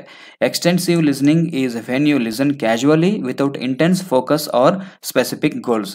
It's like everyday class room chatter, talking with friends while walking or just hearing everyday conversations. It's more about observing information in a relaxed way. ತೀವ್ರವಾದ ಗಮನ ಅಥವಾ ನಿರ್ದಿಷ್ಟವಾದ ಗುರಿಗಳು ಇಲ್ಲದೆ ನೀವು ಆಕಸ್ಮಿಕವಾಗಿ ಆಲಿಸ್ಕೊಳ್ತಾ ಹೋದ್ರಿ, ಕೇಳ್ತಾ ಹೋದ್ರಿ ಅಂದರೆ ಅದು ವಿಸ್ತಾರವಾಗಿರ್ತಕ್ಕಂಥ ಆಲಿಸುವಿಕೆ ಆಗುತ್ತೆ.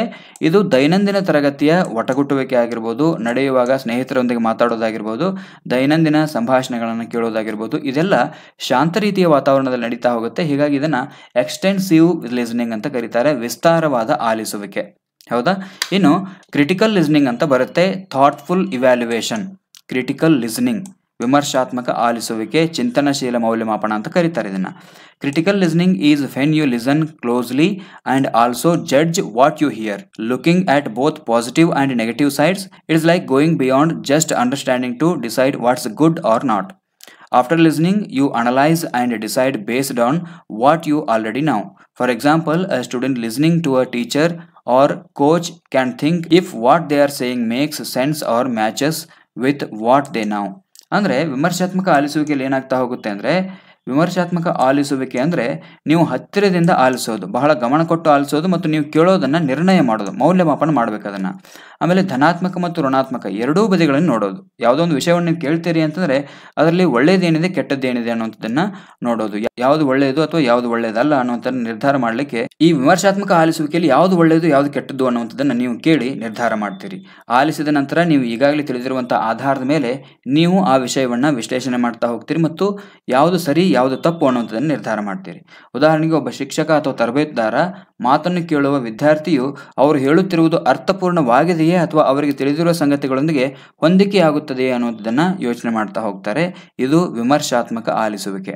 ಸಿಂಪಲ್ ಆಗಿ ಇದನ್ನು ಹೇಳಬೇಕು ಅಂದರೆ ಯಾರೊಬ್ರು ಹೇಳುವಂಥ ವಿಚಾರನ ಅದು ಸರಿ ಇದೆಯೋ ತಪ್ಪಿದೆಯೋ ಅನ್ನುವಂಥ ನಿರ್ಧಾರ ಮಾಡಿಕೊಂಡು ಕೇಳುವಂಥದ್ದು ವಿಮರ್ಶಾತ್ಮಕ ಆಲಿಸುವಿಕೆ, ಕ್ರಿಟಿಕಲ್ ಲಿಸ್ನಿಂಗ್ ಅಂತ ಅಂತಾರೆ ಇದನ್ನು. ಇನ್ನು ಸ್ಪೀಕಿಂಗ್ ಸ್ಕಿಲ್, ಇದು ಎರಡನೇ ಕೌಶಲ. Speaking skill is the ability to communicate your thoughts, ideas and feelings using spoken words. It is about using your voice to express what you want to say to others. ನಮ್ಮಲ್ಲಿರುವಂತಹ ವಿಚಾರಗಳನ್ನು ಮತ್ತೊಬ್ಬರಿಗೆ ಹೇಳುವಂಥದ್ದು speaking ಅಂತ ಆಗುತ್ತೆ.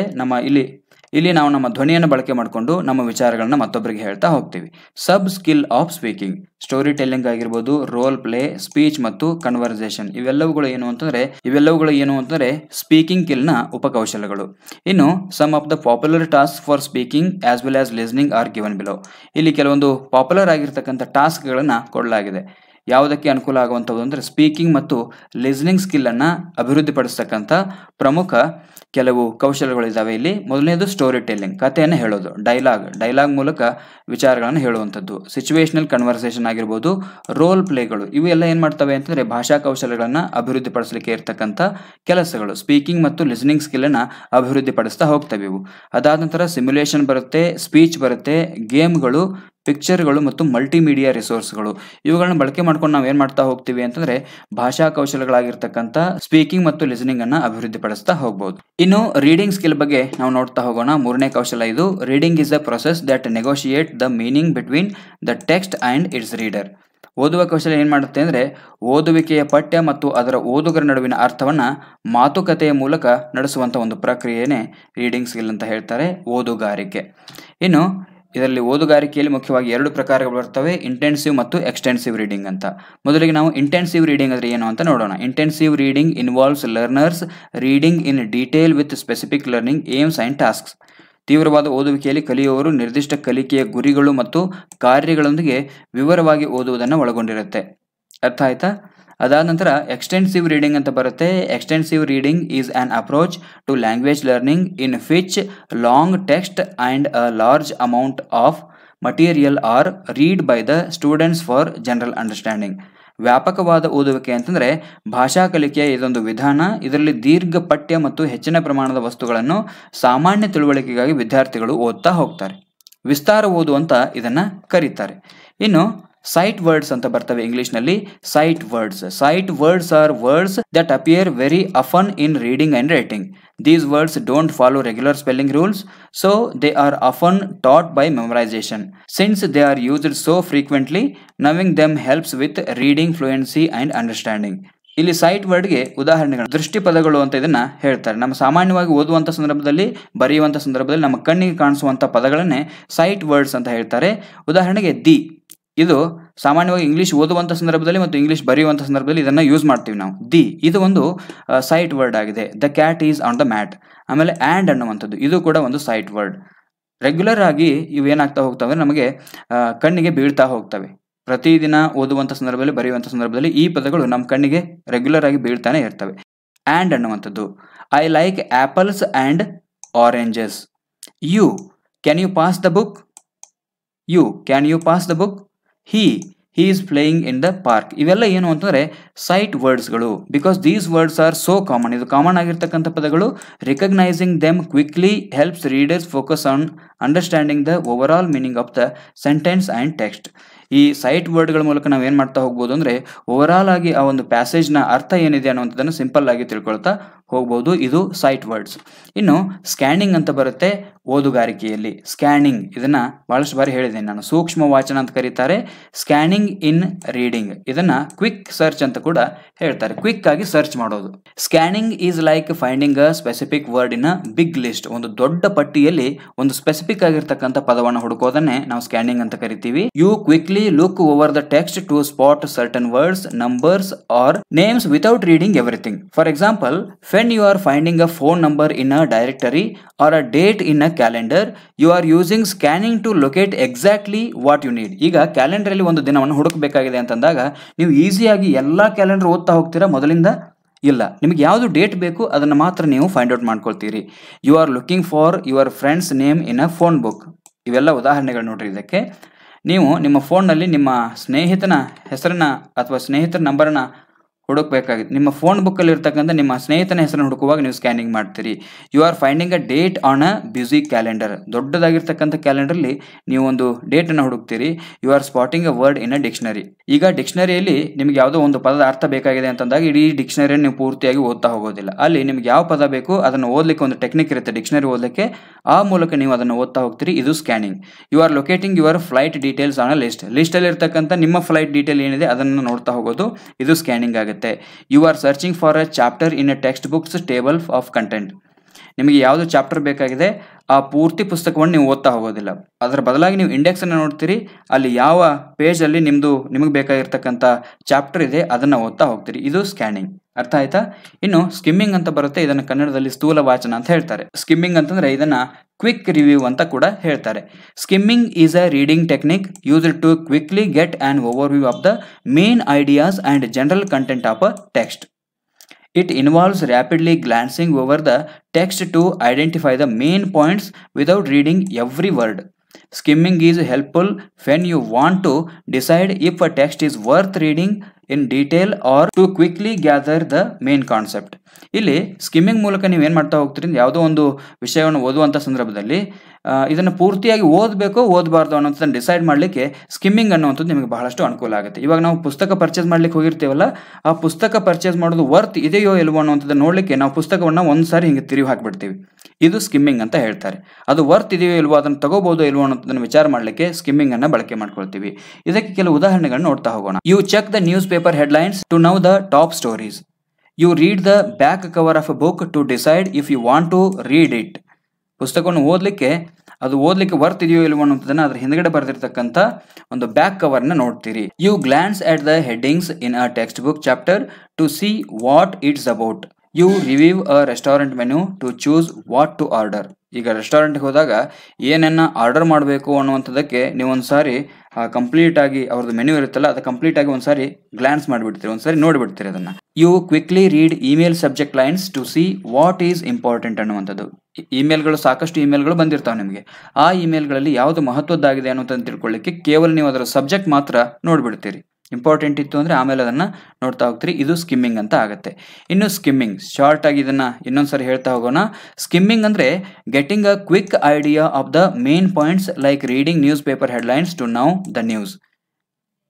ಅಂದರೆ quick ಆಗಿ idea ತಗೊಳ್ಳಿಕ್ಕೆ main ಪಾಯಿಂಟ್ಗಳನ್ನು ಓದ್ತಾ ಹೋಗೋದು ಸ್ಕಿಮ್ಮಿಂಗ್ ಆಗುತ್ತೆ. Scanning finding a specific detail fast such as looking for a phone number in a directory. Intensive reading reading carefully to understand all the details like studying a textbook chapter for an exam. Intensive reading ಅಂದರೆ reading carefully to understand all the details like studying a textbook chapter for an exam. ಪರೀಕ್ಷೆಗೆ ಬರೀಲಿಕ್ಕೆ, ಪರೀಕ್ಷೆಯಲ್ಲಿ ಚೆನ್ನಾಗಿ score ಮಾಡಲಿಕ್ಕೆ ನೀವು careful ಆಗಿ text book ಅನ್ನು ಓದ್ತಾ ಹೋಗ್ತಿರಲ್ಲ, ಅದು ಇಂಟೆನ್ಸಿವ್ ರೀಡಿಂಗ್ ಆಗುತ್ತೆ. ಇನ್ನು extensive reading a lot of material for general understanding like reading novels or magazines for pleasure. ಇಲ್ಲಿ ಎಕ್ಸ್ಟೆನ್ಸಿವ್ ರೀಡಿಂಗ್ ಅಂದರೆ ವಿಸ್ತಾರವಾದ ಓದು ಅಂತಲೇ ಹೇಳ್ತಾರೆ. ಇಲ್ಲಿ ನಾವು ನಮ್ಮ ಸಂತೋಷಕ್ಕಾಗಿ, ಆತ್ಮಸಂತೋಷಕ್ಕಾಗಿ ಮತ್ತು ಹೆಚ್ಚಿನ ಮಾಹಿತಿಯನ್ನು ತಿಳ್ಕೊಳ್ಳಿಕ್ಕೆ ಓದ್ತಾ ಹೋಗ್ತೀವಿ. ಅರ್ಥ ಆಯ್ತಾ? ಇನ್ನು referencing skills using language tools. ಇಲ್ಲಿ ನಾವು ರೆಫರೆನ್ಸ್ ಸ್ಕಿಲ್ಗಳನ್ನು ಬಳಕೆ ಮಾಡ್ಕೊಳ್ಳಿಕ್ಕೆ ಕೆಲವು ಮುಖ್ಯವಾದ ಸ್ಕಿಲ್ಗಳನ್ನು ಯೂಸ್ ಮಾಡ್ಕೊಳ್ತೀವಿ. ಮೊದಲನೇದು dictionary skill. Using dictionaries for better reading comprehension including electronic ones and those integrated with technology like apps and word processors. ಇಲ್ಲಿ ನಾವು ಡಿಕ್ಷನರಿ ಸ್ಕಿಲ್ಲನ್ನು ಯಾಕೆ ಮಾಡ್ಕೊಳ್ತೀವಿ ಅಂದರೆ ಹೊಸ ಪದಗಳ ಅರ್ಥವನ್ನು ತಿಳ್ಕೊಳ್ಳಿಕ್ಕೆ ಇದನ್ನು ಯೂಸ್ ಮಾಡ್ಕೊಳ್ತಾ ಹೋಗ್ತೀವಿ. ಆಮೇಲೆ thesaurus skill using thesauruses for advanced synonym, antonym and contextual word understanding especially in higher education. ಥೆಸಾರಸ್ಗಳನ್ನು ಇವುಗಳನ್ನ ಎಲ್ಲಿ ಬಳಕೆ ಮಾಡ್ಕೊಳ್ತೀವಿ ಅಂತಂದರೆ ಹೈಯರ್ ಎಜುಕೇಷನಲ್ಲಿ ಬಳಕೆ ಮಾಡ್ಕೊಳ್ತೀವಿ. ಡಿಕ್ಷನರಿಗಳನ್ನು ಸಾಧಾರಣವಾಗಿ ಎಲ್ಲ ಪ್ರಾಥಮಿಕ ಹಂತದಲ್ಲಿ, ಮಾಧ್ಯಮಿಕ ಹಂತಗಳಲ್ಲಿ ಬಳಕೆ ಮಾಡಿಕೊಂಡ್ರೆ ಥೆಸಾರಸ್ಗಳನ್ನು ಹೈಯರ್ ಎಜುಕೇಷನಲ್ಲಿ ಬಳಕೆ ಮಾಡ್ಕೊಳ್ತಾ ಹೋಗ್ತೀವಿ. ಥೆಸಾರಸ್ ಅಂದರೆ ಶಬ್ದ ಭಂಡಾರ ಅನ್ನುವಂಥ ಅರ್ಥವನ್ನು ಇದು ಕೊಡುತ್ತೆ. ಆಮೇಲೆ ಎನ್ಸೈಕ್ಲೋಪೀಡಿಯಾ ಸ್ಕಿಲ್ ಕೂಡ ಏನು ಮಾಡುತ್ತೆ ಅಂದರೆ ನಮಗೆ ರೆಫರೆನ್ಸಿಂಗ್ ಆಗಿ ನಾವು ಇದನ್ನು ಬಳಕೆ ಮಾಡ್ಕೋಬಹುದು. Leveraging encyclopedias for in depth conceptual and historical word understanding aiding advanced learning beyond simple meanings. ಅಂದರೆ ಇಲ್ಲಿ ಎನ್ಸೈಕ್ಲೋಪೀಡಿಯಾಗಳನ್ನು, ವಿಶ್ವಕೋಶಗಳನ್ನ ನಾವು ಯಾಕೆ ಬಳಕೆ ಮಾಡ್ಕೊಳ್ತೀವಿ ಅಂತಂದರೆ ವಿಶೇಷವಾದ ಜ್ಞಾನವನ್ನು ಪಡೆಯಲಿಕ್ಕೆ, ಇನ್ ಡೆಪ್ತ್ ಆಗಿರ್ತಕ್ಕಂಥ ಕಾನ್ಸೆಪ್ಟ್ಗಳನ್ನು ಅರ್ಥ ಮಾಡ್ಕೊಳ್ಳುವಂಥ ಸಂದರ್ಭದಲ್ಲಿ ಎನ್ಸೈಕ್ಲೋಪೀಡಿಯಾ ಸ್ಕಿಲ್ಗಳನ್ನು ಬಳಕೆ ಮಾಡ್ಕೊಳ್ತಾ ಹೋಗ್ತೀವಿ. ಇನ್ನು ರೈಟಿಂಗ್ ಸ್ಕಿಲ್ ಅಂತ ಬರುತ್ತೆ. Writing skill Writing skill is the ability to express ideas and thoughts clearly and effectively through written words. ಬರವಣಿಗೆಯ ಮೂಲಕ ನಮ್ಮ ವಿಚಾರಗಳನ್ನು ವ್ಯಕ್ತಪಡಿಸಲಿಕ್ಕೆ ಬಳಸತಕ್ಕಂಥ ಒಂದು ಯೋಗ್ಯವಾದ ಕೌಶಲ ಯಾವುದು ಅಂತಂದರೆ ಅದು ಬರವಣಿಗೆ ಕೌಶಲ. ಇದರಲ್ಲಿ descriptive writing, narrative writing, expository writing ಮತ್ತು ಪರ್ಸುಯೇಸಿವ್ ರೈಟಿಂಗ್ ಅನ್ನುವಂಥ ವಿಧಾನಗಳು ಬರ್ತವೆ. ಹಾಗಾದರೆ ಡಿಸ್ಕ್ರಿಪ್ಟಿವ್ ರೈಟಿಂಗ್ ಅಂದರೆ ಏನು? Creating vivid images with words such as describing a peaceful sunset over the mountains. ಈ ಭಾಳಷ್ಟು ಈಸಿ ಇದೆ ಇದು. Creating vivid images with words such as describing a peaceful sunset over the mountains. ಇಲ್ಲಿ ಸೂರ್ಯೋದಯ, ಸೂರ್ಯಾಸ್ತ ಆಗುವಂಥ ಸಂದರ್ಭಗಳನ್ನು ಬರೀಲಿಕ್ಕೆ ಒಂದು ನಾವು ವಿಧಾನವನ್ನು ಬಳಕೆ ಮಾಡ್ಕೊಳ್ತೀವಲ್ಲ, ಅದುವೇ ಡಿಸ್ಕ್ರಿಪ್ಟಿವ್ ರೈಟಿಂಗ್. ಇದನ್ನು ವಿಸ್ತರಣಾ ಬರವಣಿಗೆ ಅಂತ ಕೂಡ ಕರೀತಾರೆ. ಒಂದು ಸನ್ನಿವೇಶವನ್ನು ವಿಸ್ತಾರ ಮಾಡ್ತಾ ಹೋಗೋದು, ಒಂದು ಸನ್ನಿವೇಶವನ್ನು ವಿವರಣೆ ಮಾಡ್ತಾ ಹೋಗೋದು. ಇನ್ನು narrative writing, telling a story like recounting and existing adventure during a summer vacation. ಇಲ್ಲಿ ನೆರೇಟಿವ್ ರೈಟಿಂಗ್ ಯಾವುದೋ ಒಂದು ಸನ್ನಿವೇಶದಲ್ಲಿ ಆಗಿರ್ತಕ್ಕಂಥ ವಿಚಾರಗಳನ್ನ, ಕಥೆಯನ್ನು ಬರೀತಾ ಹೋಗೋದು ನೆರೇಟಿವ್ ರೈಟಿಂಗ್ ಆಗುತ್ತೆ. ಆಮೇಲೆ expository writing, explaining or informing like writing an article about the benefits of regular exercises. ಇಲ್ಲಿ ಎಕ್ಸ್ಪೋಸಿಟರಿ ರೈಟಿಂಗ್ ಅಂದ್ರೆ ಏನಾಗುತ್ತೆ ಅಂದರೆ ಯಾವುದೋ ಒಂದು ವಿಷಯದ ಬಗ್ಗೆ ಮಾಹಿತಿಯನ್ನು ಕೊಡುವಂಥ ಬರವಣಿಗೆ ಎಕ್ಸ್ಪೋಸಿಟರಿ ರೈಟಿಂಗ್ ಆಗುತ್ತೆ. ಆಮೇಲೆ ಪರ್ಸುಯೇಸಿವ್ ರೈಟಿಂಗ್ ಅಂತ ಬರುತ್ತೆ. Convincing the reader such as writing a letter to convince people to recycle more for an healthier planet. ಅಂದರೆ ಪರ್ಸುಯೇಸಿವ್ ರೈಟಿಂಗ್ ಅಂತಂದರೆ ಓದುಗರನ್ನು ಕನ್ವಿನ್ಸ್ ಮಾಡುವಂಥದ್ದು, ಆ ರೀತಿ ಮಾಡಬೇಡಿ, ಈ ರೀತಿ ಮಾಡಬೇಡಿ ಅಂತ ಹೇಳ್ತಾ ಹೋಗೋದು. ಒಂದು ಸುಂದರವಾದ ಪ್ರಪಂಚವನ್ನು ಸೃಷ್ಟಿ ಮಾಡುವಂಥ ಸಂದರ್ಭದಲ್ಲಿ ನಾವುಗಳೆಲ್ಲ ಏನೆಲ್ಲ ಪಾಲನೆ ಮಾಡ್ತಾ ಹೋಗಬೇಕು, ಈ ರೀತಿಯ ಬರವಣಿಗೆಗಳನ್ನು ಪರ್ಸುಯೇಸಿವ್ ರೈಟಿಂಗ್ ಅಂತ ಹೇಳ್ತಾರೆ. ಇನ್ನು ಫಾರ್ಮಲ್ ರೈಟಿಂಗ್ ಅಂತ ಬರುತ್ತೆ. Used for official and professional purposes. Formal writing ಎಲ್ಲಿ ಬರುತ್ತೆ ಅಂದರೆ ಇದು ಅಫಿಷಿಯಲ್ ಮತ್ತು ಪ್ರೊಫೆಷನಲ್ ಉದ್ದೇಶಕ್ಕಾಗಿ ಇದನ್ನು ನಾವು ಬಳಕೆ ಮಾಡ್ಕೊಳ್ತೀವಿ. Like writing letters to authorities such as the principal or vice chancellor. ಆಮೇಲೆ ಅಫಿಷಿಯಲ್ ಆಗಿ ನಾವು ಏನು ಬಳಕೆ ಮಾಡ್ಕೊಳ್ತಾ ಹೋಗ್ತೀವಿ ಬರವಣಿಗೆಯನ್ನು, ಅದು ಫಾರ್ಮಲ್ ರೈಟಿಂಗ್ ಅಂತ ಅನಿಸ್ಕೊಳ್ಳುತ್ತೆ. ಇನ್ನು ಇನ್ಫಾರ್ಮಲ್ ರೈಟಿಂಗ್ ಅಂತ ಬರುತ್ತೆ. Used casually like writing letters to friends and parents similar to how we talk. ನಾವು ಹೆಂಗೆ ಪ್ರತಿನಿತ್ಯ ಮಾತಾಡ್ತಾ ಹೋಗ್ತೀವಿ ಅದನ್ನು ಬರವಣಿಗೆಯ ಮೂಲಕ ನಮ್ಮ ಸ್ನೇಹಿತರಿಗೆ, ನಮ್ಮ ತಂದೆ ತಾಯಿಗೆ ತಿಳಿಸುವಂಥದ್ದನ್ನು ಇನ್ಫಾರ್ಮಲ್ ರೈಟಿಂಗ್ ಅಂತ ನಾವು ಕರಿತೀವಿ. ಇನ್ನು ಟೈಪ್ಸ್ ಆಫ್ ರೈಟಿಂಗ್ ಸ್ಕಿಲ್ ಅಂತ ಬರುತ್ತೆ. ಬರವಣಿಗೆಯ ಕೌಶಲಗಳಿರ್ತಕ್ಕಂಥ ವಿಧಗಳು. ಇಲ್ಲಿ ಪೊಯೆಟ್ರಿ ಬರುತ್ತೆ, ಶಾರ್ಟ್ ಸ್ಟೋರಿಗಳು ಬರ್ತವೆ, ಡೈರಿ ಬರುತ್ತೆ, ನೋಟಿಸ್ಗಳು ಬರ್ತವೆ, ಆರ್ಟಿಕಲ್ ಬರ್ತವೆ, ರಿಪೋರ್ಟ್, ಡೈಲಾಗ್ಸ್, ಸ್ಪೀಚ್ ಮತ್ತು ಅಡ್ವರ್ಟೈಸ್ಮೆಂಟ್. ಇವೆಲ್ಲ ಏನು ಅಂದರೆ ಟೈಪ್ಸ್ ಆಫ್ ರೈಟಿಂಗ್ ಸ್ಕಿಲ್. ಇಲ್ಲಿ ಪೊಯೆಟ್ರಿ ಅಂದರೆ ಇದೊಂದು ಕಾವ್ಯಾತ್ಮಕವಾಗಿರ್ತಕ್ಕಂಥದ್ದು, ಲಿಟರೇಚರ್, ಇದು part of literature, involves create poem writing.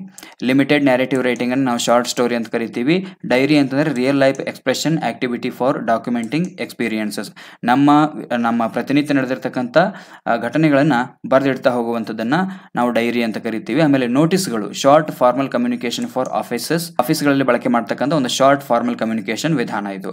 ಆಮೇಲೆ detailed writing on specific ideas relevant to a subject. Article ಅಂದರೆ ಒಂದು ನಿರ್ದಿಷ್ಟವಾದ ವಿಷಯದ ಕುರಿತು ನಮ್ಮ ವಿಚಾರಗಳನ್ನ ಹೇಳ್ತಾ ಹೋಗುವಂಥದ್ದು ಆರ್ಟಿಕಲ್ ಆಗುತ್ತೆ. ಆಮೇಲೆ report, return record of formal meetings, conferences ETC. ಇಲ್ಲಿ ಯಾವುದೋ ಒಂದು ಮೀಟಿಂಗ್ ನಡೆದ ನಂತರ, ಒಂದು ಕಾನ್ಫರೆನ್ಸ್ ನಡೆದ ನಂತರ ನಾವು ಬರಿತಾ ಹೋಗ್ತೀವಲ್ಲ, ಅದು ರಿಪೋರ್ಟ್ ಆಗುತ್ತೆ. ಆಮೇಲೆ dialogue, communicative activity between 2 or more people. ಇಬ್ಬರು ಅಥವಾ ಅದಕ್ಕಿಂತ ಹೆಚ್ಚಿನ ಜನರ ನಡುವೆ ನಡೆಯುವಂಥ ಒಂದು ಸಂವಹನ ಪ್ರಕ್ರಿಯೆನೇ ನಾವು ಡೈಲಾಗ್ ಅಂತ ಕರಿತೀವಿ. ಇನ್ನು addressing a public or defined audience orally or in writing ಅನ್ನುವಂಥದ್ದು ಇದು ಸ್ಪೀಚ್ ಆಗುತ್ತೆ. ಅದಾಂತರ ಅಡ್ವರ್ಟೈಸ್ಮೆಂಟ್ಗಳು, promotional written or visual information spread to the mass. ಒಂದು ದೊಡ್ಡದಾದ ಸಮೂಹಕ್ಕೆ ಮಾಹಿತಿಯನ್ನು ತಿಳಿಸುವಂಥ ಕೆಲಸವನ್ನು ಮಾಡುವಂಥದ್ದೇ ಈ ಅಡ್ವರ್ಟೈಸ್ಮೆಂಟ್ಗಳು, ಜಾಹೀರಾತುಗಳು. ಇವೆಲ್ಲ ಎಲ್ಲಿ ಬರ್ತವೆ ಅಂದರೆ ಟೈಪ್ಸ್ ಆಫ್ ರೈಟಿಂಗ್ ಅಲ್ಲಿ ಬರ್ತವೆ. ಇನ್ನು ಹೈಯರ್ ಆರ್ಡರ್ ಸ್ಕಿಲ್ಗಳು ಅಂತ ಬರ್ತವೆ. ಇದರಲ್ಲಿ ಕ್ರಿಯೇಟಿವ್ ಥಿಂಕಿಂಗ್ ರೈಟಿಂಗ್ ಅಂತ ಬರುತ್ತೆ. Writing with imagination or creativity. ಇದು ಏನು ಅಂತಂದರೆ ಕೆಲವು ಕಾದಂಬರಿಗಳು ಬರಿತಾವಲ್ಲ, ಅವೆಲ್ಲ ಅವು ಏನು ನಡೆದಿರೋದಿಲ್ಲ, ಆದರೂ ಕೂಡ ಅಲ್ಲಿ ನಮ್ಮನಿಗೆ ಏನು ಮಾಡ್ತಾ ಹೋಗ್ತಾವೆ ಅಂದರೆ ಇಮ್ಯಾಜಿನೇಷನ್ ಮೂಲಕ, ಕ್ರಿಯೇಟಿವಿಟಿ ಮೂಲಕ, ಸೃಜನಾತ್ಮಕತೆಯ ಮೂಲಕ ಇವು ಬರವಣಿಗೆ ಆಗ್ತಾ ಹೋಗುತ್ತೆ. ಇದು ಕ್ರಿಯೇಟಿವ್ ಥಿಂಕಿಂಗ್ ರೈಟಿಂಗ್. ಇನ್ನು questioning, engaging in thoughtful queries in oral or written form. ಆಮೇಲೆ ಕ್ರಿಟಿಕಲ್ ರೈಟಿಂಗ್ ಅಂತ ಬರುತ್ತೆ. ವಿಮರ್ಶಾತ್ಮಕ ಬರವಣಿಗೆ, creatively addressing neutral, positive, negative ideas related to a topic. ಒಂದು ವಿಷಯಕ್ಕೆ ಸಂಬಂಧಪಟ್ಟಂತೆ ಇರತಕ್ಕಂಥ, ಒಂದು ವಿಷಯದ ಕುರಿತಾಗಿರ್ತಕ್ಕಂಥ ನ್ಯೂಟ್ರಲ್, ಪಾಸಿಟಿವ್ ಮತ್ತು ನೆಗೆಟಿವ್ ಐಡಿಯಾಗಳನ್ನ ಹೊಂದಿರತಕ್ಕಂಥ ಒಂದು ವಿಮರ್ಶಾತ್ಮಕ ಬರವಣಿಗೆಯನ್ನು, ವಿಮರ್ಶಾತ್ಮಕ ತಿಳುವಳಿಕೆಯನ್ನು ನೀಡತಕ್ಕಂಥ ಬರವಣಿಗೆಯನ್ನು ನಾವು ವಿಮರ್ಶಾತ್ಮಕ ಬರವಣಿಗೆ ಅಂತ ಕರಿತೀವಿ. ಇವೆಲ್ಲ ಹೈಯರ್ ಆರ್ಡರ್ ಸ್ಕಿಲ್ಗಳು. ಇನ್ನು ಫೊನೆಟಿಕ್ಸ್, ಸ್ಟ್ರೆಸ್ ಮತ್ತು ಇಂಟೋನೇಷನ್ ಬಗ್ಗೆ ನಾವು ನೋಡ್ತಾ ಹೋಗೋಣ. ಫೊನೆಟಿಕ್ಸ್ ಅಂದರೆ ಏನು? ಬಹಳಷ್ಟು ಇಂಪಾರ್ಟೆಂಟ್ ಇದು. Phonetics is about the sounds of speech and how they are made. ಪದಗಳು ಯಾವ ರೀತಿ ಮಾಡಲ್ಪಟ್ಟಿದ್ದಾವೆ ಅನ್ನುವಂಥದ್ದನ್ನು ತಿಳಿಸುವಂಥದ್ದೇ phonetic, it helps us understand how words are pronounced. ಪದಗಳು ಯಾವ ರೀತಿ ಉಚ್ಚಾರ ಆಗ್ತವೆ ಅನ್ನುವಂಥದ್ದನ್ನ ಇದು ತಿಳಿಸುತ್ತೆ. For example, the B sound in bat and the P sound in pat are different because of where we put our lips and how we use our voice. ಇಲ್ಲಿ bat ಮತ್ತು ಪ್ಯಾಟ್ ಅನ್ನುವಂಥ ಪದ ಉಚ್ಚಾರ ಮಾಡುವಂಥ ಸಂದರ್ಭದಲ್ಲಿ ನಾವು ಧ್ವನಿಯನ್ನು ಎಲ್ಲಿಂದ ಉತ್ಪಾದನೆ ಮಾಡ್ತೀವಿ ಮತ್ತು ನಮ್ಮ ಲಿಪ್ ಯಾವ ರೀತಿ ಮೂಮೆಂಟ್ ಆಗುತ್ತೆ ಅನ್ನುವಂಥದ್ದನ್ನ ಇದು ಫೋನೆಟಿಕ್ಸ್ ನಮಗೆ ತಿಳಿಸುತ್ತೆ. ಆಮೇಲೆ ಸ್ಟ್ರೆಸ್ ಅಂತ ಬರುತ್ತೆ. Stress is giving more emphasis to certain syllables in words. When we say a word, some parts are louder and clearer than others. For instance, in the word of banana, we stress the second syllable. ಇಲ್ಲಿ N A ಮೇಲೆ ನಾವು ಜಾಸ್ತಿ stress ಅನ್ನ ಹಾಕ್ತಿವಿ. ಈ banana ಅನ್ನುವಂಥ ಪದದಲ್ಲಿ ನಾವು ಬನಾನಾ, ಈ ಇಲ್ಲಿ ಮಧ್ಯದಲ್ಲಿ ಬರ್ತಕ್ಕಂಥ ಪದ ಇದೆಯಲ್ಲ, ಸಿಲೆಬಲ್ ಇದೆಯಲ್ಲ, ಇದ್ರ ಮೇಲೆ ನಾವು ಜಾಸ್ತಿ ಸ್ಟ್ರೆಸ್ ಅನ್ನ ಹಾಕ್ತಿವಿ. ಇದು ಸ್ಟ್ರೆಸ್ ಅಂತ ಕರೆಸ್ಕೊಳ್ಳುತ್ತೆ. ಯಾವ ಪದದ ಮೇಲೆ, ಒಂದು ಪದದಲ್ಲಿ ಇರ್ತಕ್ಕಂಥ ಯಾವ ಒಂದು ಸಿಂಗಲ್ ಸಿಲೆಬಲ್ ಮೇಲೆ ನಾವು ಜಾಸ್ತಿ ಸ್ಟ್ರೆಸ್ ಅನ್ನ ಹಾಕ್ತಿವಿ, ಅದನ್ನ ಈ ಸ್ಟ್ರೆಸ್ ನಮಗೆ ತಿಳಿಸ್ಕೊಡುತ್ತೆ. ಆಮೇಲೆ ಇಂಟೋನೇಷನ್ ಅಂತ ಬರುತ್ತೆ. Intonation is how our voice goes up and down while speaking. ನಾವು ಯಾವಾಗ ಮಾತಾಡುವಂಥ ಸಂದರ್ಭದಲ್ಲಿ ನಮ್ಮ ಧ್ವನಿ ಯಾವಾಗ ಏರಿಳಿತವನ್ನು ಕಾಣುತ್ತಲ್ಲ, ಇದನ್ನೇ ನಾವು ಇಂಟೋನೇಷನ್ ಅಂತ ಕರಿತೀವಿ. It can change the meaning of a sentence, like when you ask a question your voice goes up at the end. For example, are you coming, are you coming. ಇಲ್ಲಿ ಪದದ ಕೊನೆಗೆ ಏನಾಗ್ತಾ ಹೋಗುತ್ತೆ ಅಂತಂದ್ರೆ ವಾಯ್ಸ್ ಅಪ್ ಆಗ್ತಾ ಹೋಗುತ್ತೆ. Sounds different from the you are coming. ನೋಡಿ, are you coming, you are coming, ಇದರಲ್ಲಿ ಈ ಎರಡು ಪದಗಳಲ್ಲಿ ವ್ಯತ್ಯಾಸ ಅಂತ ಗೊತ್ತಾಗುತ್ತಲ್ಲ. ಒಂದು ಶಬ್ದವನ್ನ ಒಂದು ವಾಕ್ಯವನ್ನು ಹೇಳುವಂಥ ಸಂದರ್ಭದಲ್ಲಿ ಕೊನೆಗೆ ಸೌಂಡ್ ಜಾಸ್ತಿ ಆಗಿದ್ರೆ ಇನ್ನೊಂದು ಪದದಲ್ಲಿ ಮೊದಲಿಗೆ ಜಾಸ್ತಿ ಇರುತ್ತೆ. ಯು ಆರ್ ಕಮಿಂಗ್, ಹೌದಾ? ಹೀಗೆ ಇದನ್ನು ನಾವು ಇಂಟೋನೇಷನ್ ಅಂತ ಕರಿತೀವಿ. ಯಾವ ರೀತಿ ವಾಯ್ಸ್ ಅಪ್ ಅಂಡ್ ಡೌನ್ ಆಗುತ್ತೆ, ಇದನ್ನ ಇಂಟೋನೇಷನ್ ಅಂತ ಕರಿತೀವಿ. ಇನ್ನು ಲ್ಯಾಂಗ್ವೇಜ್ ಲ್ಯಾಬೊರೇಟರಿ ಬಗ್ಗೆ ನೋಡ್ತಾ ಹೋಗೋಣ. ಭಾಷಾ ಪ್ರಯೋಗಾಲಯ, ಇದು ಕನ್ನಡದಲ್ಲೂ ಕೂಡ ಬಂದಿತ್ತು. Language laboratory enhancing language skill, ಇದು ಲ್ಯಾಂಗ್ವೇಜ್ ಸ್ಕಿಲ್ಗಳನ್ನು ಎನ್ಹಾನ್ಸ್ ಮಾಡುತ್ತೆ. ಹಾಗಾದರೆ ಭಾಷಾ ಪ್ರಯೋಗಶಾಲೆ ಅಂದರೆ ಏನು? A place in school that uses technology to help learn and practice English skills. English ಸ್ಕಿಲ್ಗಳನ್ನು ಕಲಿಯುವಂಥ ಸಂದರ್ಭದಲ್ಲಿ ಟೆಕ್ನಾಲಜಿಗಳನ್ನು ಬಳಕೆ ಮಾಡಿಕೊಂಡು ಮಕ್ಕಳಿಗೆ ಅನುಕೂಲ ಆಗುವಂಥ ಒಂದು ಕೊಠಡಿಯನ್ನು ನಾವು ಭಾಷಾ ಪ್ರಯೋಗಶಾಲೆ ಅಂತ ಕರಿತೀವಿ. ಹಾಗಾದರೆ ಇದರ ಬೆನಿಫಿಟ್ಗಳು ಏನಿದೆ? Pronunciation helps with proper pronunciation of vowels, consonants and speech. Personality development ಕೂಡ ಮಾಡುತ್ತೆ. Modern tools like audio visual devices and technology aid in personality growth. ಹಾಗೆ audio visual uses electronic tools to improve language skills. ಭಾಷಾ ಪ್ರಯೋಗಶಾಲೆ ಏನು ಮಾಡುತ್ತೆ ಅಂದರೆ pronunciation, ಉಚ್ಚಾರಣೆಯನ್ನು ಸರಿ ಮಾಡುವಂಥ ಸಂದರ್ಭದಲ್ಲಿ, ಆಮೇಲೆ ಪರ್ಸನಾಲಿಟಿಯನ್ನು ಡೆವಲಪ್ಮೆಂಟ್ ಮಾಡುವಂಥ ಸಂದರ್ಭದಲ್ಲಿ, ಹಾಗೆ ಭಾಷಾ ಕೌಶಲ್ಯಗಳನ್ನು ಸುಧಾರಣೆ ಮಾಡುವಂಥ ಸಂದರ್ಭದಲ್ಲಿ ಈ ಭಾಷಾ ಪ್ರಯೋಗಶಾಲೆ ನಮಗೆ ಬಹಳಷ್ಟು ಅನುಕೂಲ ಆಗುತ್ತೆ. ಇನ್ನು ಪ್ರೋಸ್, ಗದ್ಯ ಅಂತ ಬರುತ್ತೆ. Words in order. ಆರಿಜಿನ್ ಅನ್ನು ನೋಡ್ತಾ ಹೋಗೋಣ ನಾವು. ಪ್ರೋಸ್ ಅನ್ನುವಂಥ ಪದ comes from the Old French prose ಅನ್ನುವಂಥದ್ದು, which traces back to the Latin expression prosa oratio. ಇಂಗ್ಲಿಷ್ನಲ್ಲಿ ಬಳಕೆ ಮಾಡ್ತಕ್ಕಂಥ ಪ್ರೋಸ್ ಅನ್ನುವಂಥ ಪದ ಇದರದ ಮೂಲ ಎಲ್ಲಿ ಅಂತಂದ್ರೆ ಓಲ್ಡ್ ಫ್ರೆಂಚ್ದು ಪ್ರೋಸ್ ಪದದಿಂದ ಇದು ಬಂದಿದೆ. ಹಾಗೆ ಈ ಫ್ರೆಂಚ್ನ ಪ್ರೋಸ್ ಅನ್ನುವಂಥ ಪದ ಲ್ಯಾಟಿನ್ ಭಾಷೆಯ ಪ್ರೋಸಾ ಒರಾಶಿಯೋ ಅನ್ನುವಂಥ ಪದದಿಂದ ಬಂದಿದೆ. ಇದರ ಅರ್ಥ ಏನು ಅಂದರೆ literally straight forward or direct speech ಅಂತ ಆಗುತ್ತೆ. ಹಾಗಾದರೆ ಗದ್ಯ ಅಂದರೆ ಏನು? Prose is writing that uses words, sentences and paragraphs using grammar and punctuation. It can be fiction, stories or non-fiction information. ಈ ಗದ್ಯ ಅನ್ನುವಂಥದ್ದು ಪದಗಳು, ವಾಕ್ಯಗಳು ಮತ್ತು ಪ್ಯಾರಾಗ್ರಾಫ್ಗಳಿಂದ ಕೂಡಿರ್ತಕ್ಕಂಥ ವ್ಯಾಕರಣಬದ್ಧವಾದ ಒಂದು ವ್ಯವಸ್ಥಿತವಾಗಿರುವಂಥ ಸರಣಿ. It can be fiction or non fiction. ಗದ್ಯವು ಫಿಕ್ಷನ್ ಆಗಿರ್ಬೋದು ಅಥವಾ ನಾನ್ ಫಿಕ್ಷನ್ ಆಗಿರ್ಬೋದು. ಹಾಗಾದರೆ ಗದ್ಯದಲ್ಲಿ ಯಾವೆಲ್ಲ ಪ್ರಕಾರಗಳು ಬರ್ತವೆ? ಫಿಕ್ಷನ್ ಅಂತ ಬರುತ್ತೆ, ನಾನ್ ಫಿಕ್ಷನ್, ಅದಾದ ನಂತರ ಟೀಚಿಂಗ್ ಪರ್ಪಸಸ್. ಹಾಗಾದರೆ ಫಿಕ್ಷನ್ ಅಂದರೆ ಏನು? ಇದಕ್ಕೊಂದು ಉದಾಹರಣೆ ನೋಡ್ತಾ ಹೋಗೋಣ. ನಾವೆಲ್ಗಳು, mystery, romance, short stories, historical fiction, ಇವೆಲ್ಲ ಏನು ಅಂದರೆ ಫಿಕ್ಷನ್ಗಳು. ಇನ್ನು ನಾನ್ ಫಿಕ್ಷನ್ ಅಂದರೆ ಎಸ್ಸೆ, ಆಟೋಬಯೋಗ್ರಫೀಸ್, ಸ್ಪೀಚಸ್, ಜರ್ನಲ್ಸ್ ಮತ್ತು ಆರ್ಟಿಕಲ್ಗಳು. ಅಂದರೆ ಫಿಕ್ಷನ್ ಅಂದರೆ ಒಂದು ವ್ಯವಸ್ಥಿತವಾದ ರೂಪದಲ್ಲಿ ಬರೀತಾ ಹೋಗಿರ್ತಾರೆ. ನಾನ್ ಫಿಕ್ಷನ್ ಅಂದರೆ ಇದಕ್ಕೆ ಯಾವುದೇ ರೀತಿ ವ್ಯವಸ್ಥಿತ ರೂಪ ಇರೋದಿಲ್ಲ. ನಮ್ಮ ಅನಿಸಿಕೆಗಳನ್ನು ನಮಗೆ ತಿಳಿದಂಗೆ ಇಲ್ಲಿ ವ್ಯಕ್ತಪಡಿಸ್ತಾ ಹೋಗಿರ್ತೀವಿ. ಇನ್ನು ಟೀಚಿಂಗ್ ಪ್ರೋಸ್ ಅಂದರೆ ಏನು? Helps learners improve language skills for easy use of English. ಗದ್ಯವನ್ನು ಬೋಧನೆ ಮಾಡುವಂಥ ಉದ್ದೇಶ ಏನು? Helps learner improve language skills for easy use of English. ಭಾಷೆಯನ್ನು ಬಹಳಷ್ಟು ಸುಲಭವಾಗಿ ಬಳಕೆ ಮಾಡಿಕೊಳ್ಳಿಕ್ಕೆ, ಕಲಿಯಲಿಕ್ಕೆ ಈ ಗದ್ಯ ಅನ್ನುವಂಥದ್ದು ಬಹಳಷ್ಟು ಅನುಕೂಲ ಆಗುತ್ತೆ. ಇನ್ನು elements of prose, building blocks of stories. ಈ ಒಂದು ಗದ್ಯವನ್ನು ರಚನೆ ಮಾಡಲಿಕ್ಕೆ ಏನೆಲ್ಲ ಎಲಿಮೆಂಟ್ಗಳು ಇರಬೇಕು, ಗದ್ಯವನ್ನು ರಚನೆ ಮಾಡುವಂಥ ಸಂದರ್ಭದಲ್ಲಿ ಏನೆಲ್ಲ ಎಲಿಮೆಂಟ್ಗಳು ಇರಬೇಕು ಅನ್ನೋದನ್ನು ನೋಡ್ತಾ ಹೋಗೋಣ. ಮೊದಲಿಗೆ ಅದಕ್ಕೆ ಒಂದು ಪ್ರೋಸ್ ಸ್ಟ್ರಕ್ಚರ್ ಇರಬೇಕು. Prose is divided into paragraphs and contains key fiction elements ಅಂತ ಬರುತ್ತೆ. ಅದಾನಂತರ ಪ್ಲಾಟ್ ಇರಬೇಕು, ಕ್ಯಾರೆಕ್ಟರ್ಗಳು, ಥೀಮ್ಗಳು, ಸೆಟ್ಟಿಂಗ್ ಇರಬೇಕು, ಪಾಯಿಂಟ್ ಆಫ್ ವ್ಯೂ ಇರಬೇಕು, ಆಮೇಲೆ ಸ್ಟೈಲ್ ಇರಬೇಕು. ಇವೆಲ್ಲ ಇದ್ದಾಗ ಒಂದು ಗದ್ಯವನ್ನು ನಾವು ವ್ಯವಸ್ಥಿತವಾಗಿ ರಚನೆ ಮಾಡಬಹುದು. ಇನ್ನು teaching English prose enables the learners to. ಹಾಗಾದರೆ ಗದ್ಯ ಬೋಧನೆಯ ಉದ್ದೇಶ ಏನು? Understand the passage and grasp its meaning, read with correct pronunciation, stress, intonation, pause and articulation of voice, enrich their active and passive vocabulary, express the ideas of the passage orally and in writing, enjoy reading and writing, develop their imagination. ಇದೆಲ್ಲ ಗದ್ಯ ಬೋಧನೆಯ ಉದ್ದೇಶಗಳು. ಇನ್ನು Herbartian steps to teaching prose ಅಂತ ಬರುತ್ತೆ. Organised process. ಇಲ್ಲಿ aims and objectives ಅನ್ನು ಮೊದಲಿಗೆ ತಿಳಿಸಬೇಕು. Set goals for the lesson, specific objectives, define clear outcomes to achieve learning outcomes, understand what students should learn. ಇಲ್ಲಿ ಹರ್ಬರ್ಟಿಯನ್ ಇವರನ್ನು ನಾವು ಬೋಧನಾಶಾಸ್ತ್ರದ ಪಿತಾಮಹ ಅಂತ ಕರಿತೀವಿ. ಫ್ರೆಡ್ರಿಕ್ ಹರ್ಬರ್ಟ್ ಅವರು ಏನು ಪಂಚಸೋಪಾನಗಳನ್ನ ಹೇಳ್ತಾರೆ, ಆದ್ದರಿಂದ ಇವರನ್ನು ನಾವು ಏನಂತ ಕರಿತೀವಿ ಅಂದ್ರೆ ಬೋಧನಾಶಾಸ್ತ್ರದ ಪಿತಾಮಹ ಅಂತ ಕೂಡ ಕರಿತೀವಿ. ಗದ್ಯ ಬೋಧನೆಯನ್ನು ಯಾವ ರೀತಿ ಮಾಡಬೇಕು ಅಂತ ಹರ್ಬರ್ಟ್ ಅವರು ಹೇಳ್ತಾರೆ. ಮೊದಲಿಗೆ ಏಮ್ಸ್ ಆ್ಯಂಡ್ ಆಬ್ಜೆಕ್ಟಿವ್ಸ್ ಅನ್ನು ತಿಳಿಸಬೇಕು, ಸ್ಪೆಸಿಫಿಕ್ ಆಬ್ಜೆಕ್ಟಿವ್ಸ್ ಇರಬೇಕು, ಅದಾದ ನಂತರ ಲರ್ನಿಂಗ್ ಔಟ್ಕಮ್ಸ್ ಇರಬೇಕು. ಈ ಮೂಲಕ ಗದ್ಯವನ್ನು ಬೋಧಿಸಬೇಕು. ಅದಾದ ನಂತರ ಸ್ಟೆಪ್ಸ್ ಇನ್ ದ ಮಾಡೆಲ್. ಗದ್ಯವನ್ನು ಬೋಧನೆ ಮಾಡುವಂಥ ಸಂದರ್ಭದಲ್ಲಿ ಯಾವೆಲ್ಲ ಸ್ಟೆಪ್ಗಳನ್ನು ನಾವು ಫಾಲೋ ಅಪ್ ಮಾಡಬೇಕು? ಮೊದಲನೇದು motivation or testing previous knowledge, ಇದೆಲ್ಲರೂ ಮಾಡ್ತೀವಿ. ಅದಾದ ನಂತರ ಎರಡನೇದು declaration of the topic, teaching vocabulary, teaching structures, words for pronunciation, model reading by the teacher, second reading by the teacher, reading aloud by the learners, silent reading by the learners, comprehension questions by the teacher, explanation of the content by the teacher, recapitulation, evaluation ಮತ್ತು home assignment. ಈ 14 ಹಂತಗಳ ಮೂಲಕ ನಾವು ಏನು ಮಾಡ್ತಾ ಹೋಗಬೇಕು ಅಂದರೆ ಗದ್ಯವನ್ನು ಬೋಧನೆ ಮಾಡ್ತಾ ಹೋಗಬೇಕು. ಇವೆಲ್ಲ ನಮಗೆ ಗೊತ್ತಿದ್ದಾವೆ, ಹೀಗಾಗಿ ಇದನ್ನೇ ನಾನು ಜಾಸ್ತಿ ಹೇಳೋದಿಲ್ಲ. ನೇರವಾಗಿ ಟೀಚಿಂಗ್ ಪೊಯೆಟ್ರಿ ಬಗ್ಗೆ ನೋಡ್ತಾ ಹೋಗೋಣ. ಕೋಲ್ರಿಡ್ಜ್ ಏನು ಹೇಳ್ತಾರೆ ಅಂತಂದರೆ, defined poetry as the best words in their best order ಅಂತ ಹೇಳ್ತಾರೆ. Poetry embodies the beauty of form, the beauty of thoughts and the beauty of feelings. Beauty of form ಆಗಿರ್ಬೋದು, ಬ್ಯೂಟಿ ಆಫ್ ಥಾಟ್ಸ್ ಆಗಿರ್ಬೋದು, beauty of feelings ಆಗಿರ್ಬೋದು, ಇವೆಲ್ಲವನ್ನು ಯಾವ್ದು ಹೇಳುತ್ತೆ ಅಂದರೆ ನಮಗೆ ಪದ್ಯ ಅನ್ನುವಂಥದ್ದು ಹೇಳುತ್ತೆ.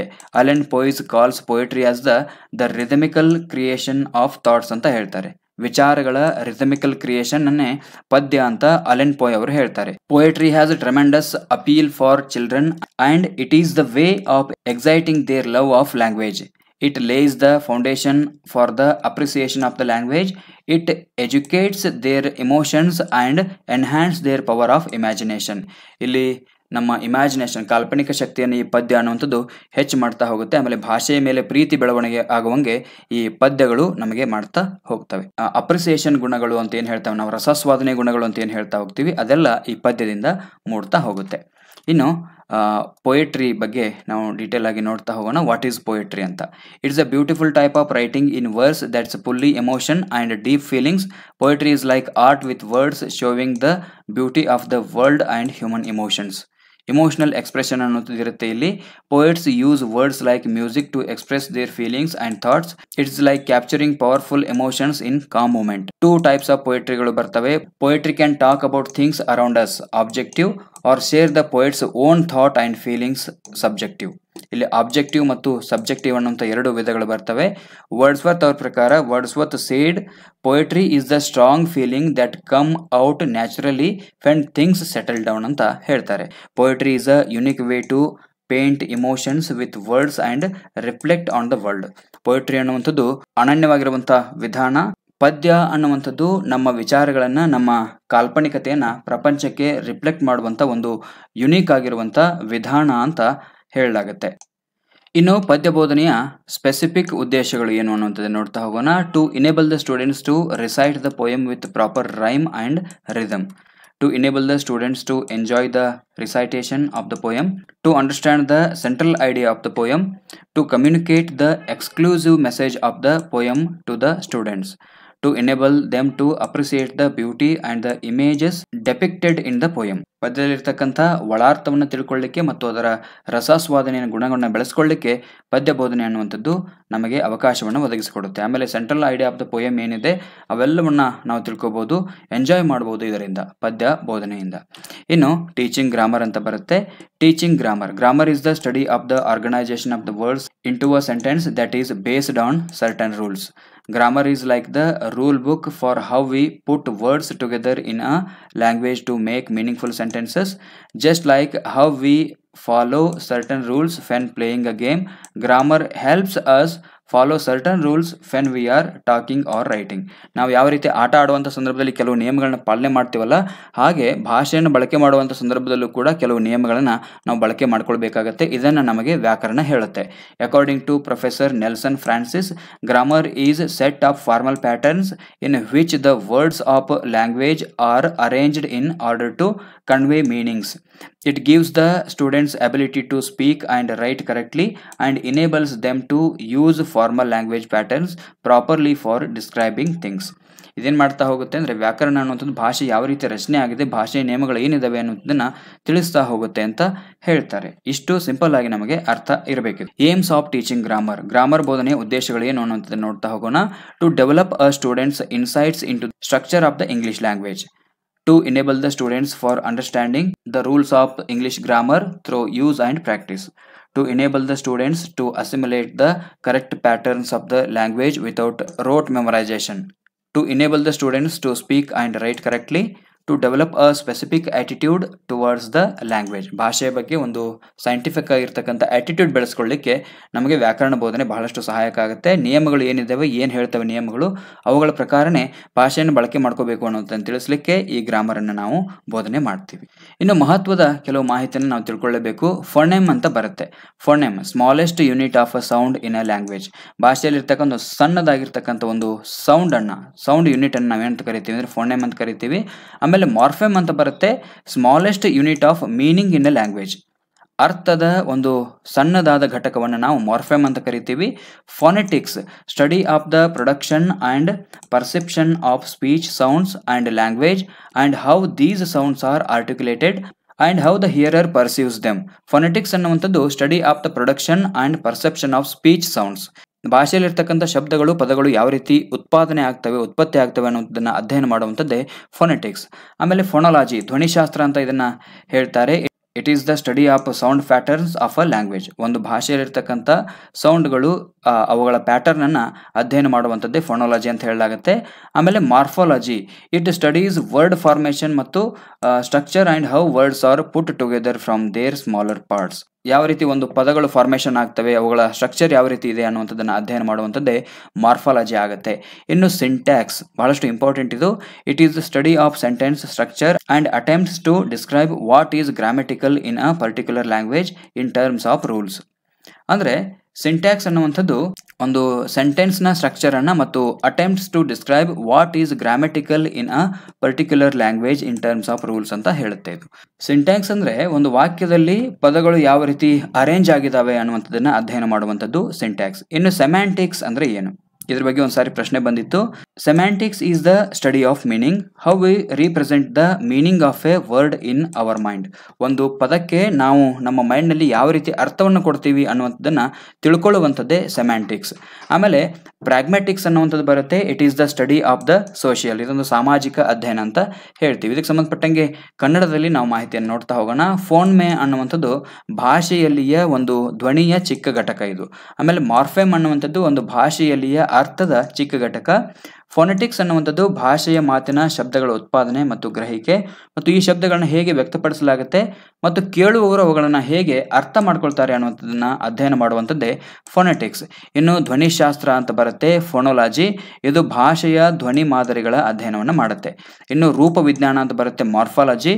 ಇದು ಪದದ ರಚನೆ ಮತ್ತು ಆ ಪದಗಳನ್ನು ಅವುಗಳ ಸಣ್ಣ ಭಾಗಗಳಿಂದ ಹೇಗೆ ಒಂದುಗೂಡಿಸಿ ರಚಿಸಲಾಗುತ್ತೆ ಅನ್ನುವಂಥದ್ದನ್ನು ಅಧ್ಯಯನ ಮಾಡುತ್ತೆ.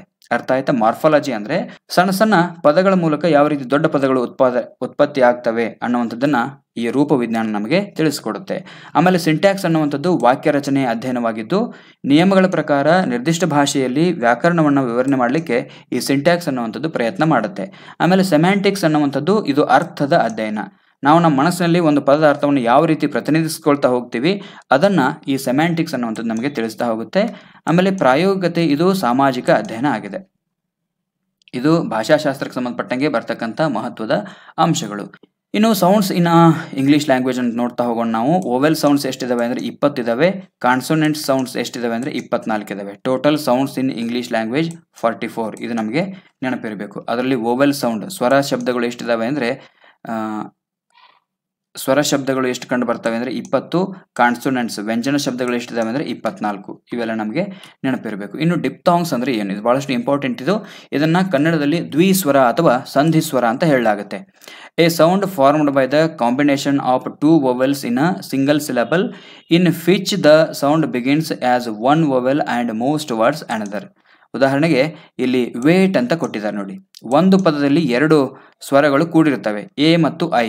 ಎ ಐ ಇವೆಲ್ಲ ಸ್ವರ ಅಲ್ಲ, ಒಂದು ಪದದಲ್ಲಿರ್ತಕ್ಕಂಥ 2 ಸ್ವರಗಳನ್ನು, ಇದನ್ನು ದ್ವಿಸ್ವರ ಅಂತ ಕರಿತೀವಿ, ಡಿಪ್ತಾಂಗ್ಸ್ ಅಂತ ಹೇಳ್ತೀವಿ ನಾವು. ಹೌದಾ? ಒಂದು ಸ್ವರದಲ್ಲಿ 2 ಸ್ವರಗಳ ಸಂಯೋಜನೆಯಿಂದ ರೂಪುಗೊಂಡ ಒಂದು ಧ್ವನಿಯನ್ನು ನಾವು ಡಿಪ್ತಾಂಗ್ ಅಂತ ಕರಿತೀವಿ. ಇದರಲ್ಲಿ ಧ್ವನಿಯು ಒಂದು ಸ್ವರವಾಗಿ ಪ್ರಾರಂಭವಾಗಿ ಇನ್ನೊಂದು ಸ್ವರದ ಕಡೆಗೆ ಚಲಿಸ್ತಾ ಹೋಗುತ್ತೆ. ಉದಾಹರಣೆಗೆ ವೇಟ್ ಅನ್ನುವಂಥ ಪದದಲ್ಲಿ WAI, ಇಲ್ಲಿ AI ಅನ್ನುವಂಥವು ಇವೆರಡು ಸ್ವರಗಳಲ್ಲ, ಎ ಒಂದು ಸ್ವರ, ಐ ಒಂದು ಸ್ವರ, ಎರಡು ಕೂಡಿದಾವೆ. ಆಮೇಲೆ ಟೂರಿಸ್ಟ್ ಅನ್ನುವಂಥ ಪದದಲ್ಲಿ ಟೂರಿಸ್ಟ್ OU ಇದೆ. ಅದಾದ ನಂತರ ನಾಯ್ಸ್ ಅನ್ನುವಂಥ ಪದದಲ್ಲಿ OI. ಇವು 2 ಸ್ವರಗಳು ಕೂಡಿರ್ತಕ್ಕಂಥ ಒಂದು ಪದ. ಇವುಗಳನ್ನ ಡಿಪ್ತಾಂಗ್ಸ್ ಅಂತ ಕರೀತಾರೆ. ಡಿಪ್ತಾಂಗ್ಸ್ ಎಷ್ಟಿದಾವೆ ಅಂದರೆ 8 ಡಿಪ್ತಾಂಗ್ಸ್ಗಳು ಇದಾವೆ ಅಂತ ಹೇಳಲಾಗುತ್ತೆ. ಅದು ನಮಗೆ ನೆನಪಿರಬೇಕು. ಇನ್ನು ಹೋಮೋಗ್ರಾಫ್ ಅಂದರೆ ಏನು? ಹೋಮೋಗ್ರಾಫ್ ಅಂದರೆ a homograph is a word that shares the same written form as another word but has a different meaning ಅಂತ ಹೇಳಲಾಗುತ್ತೆ.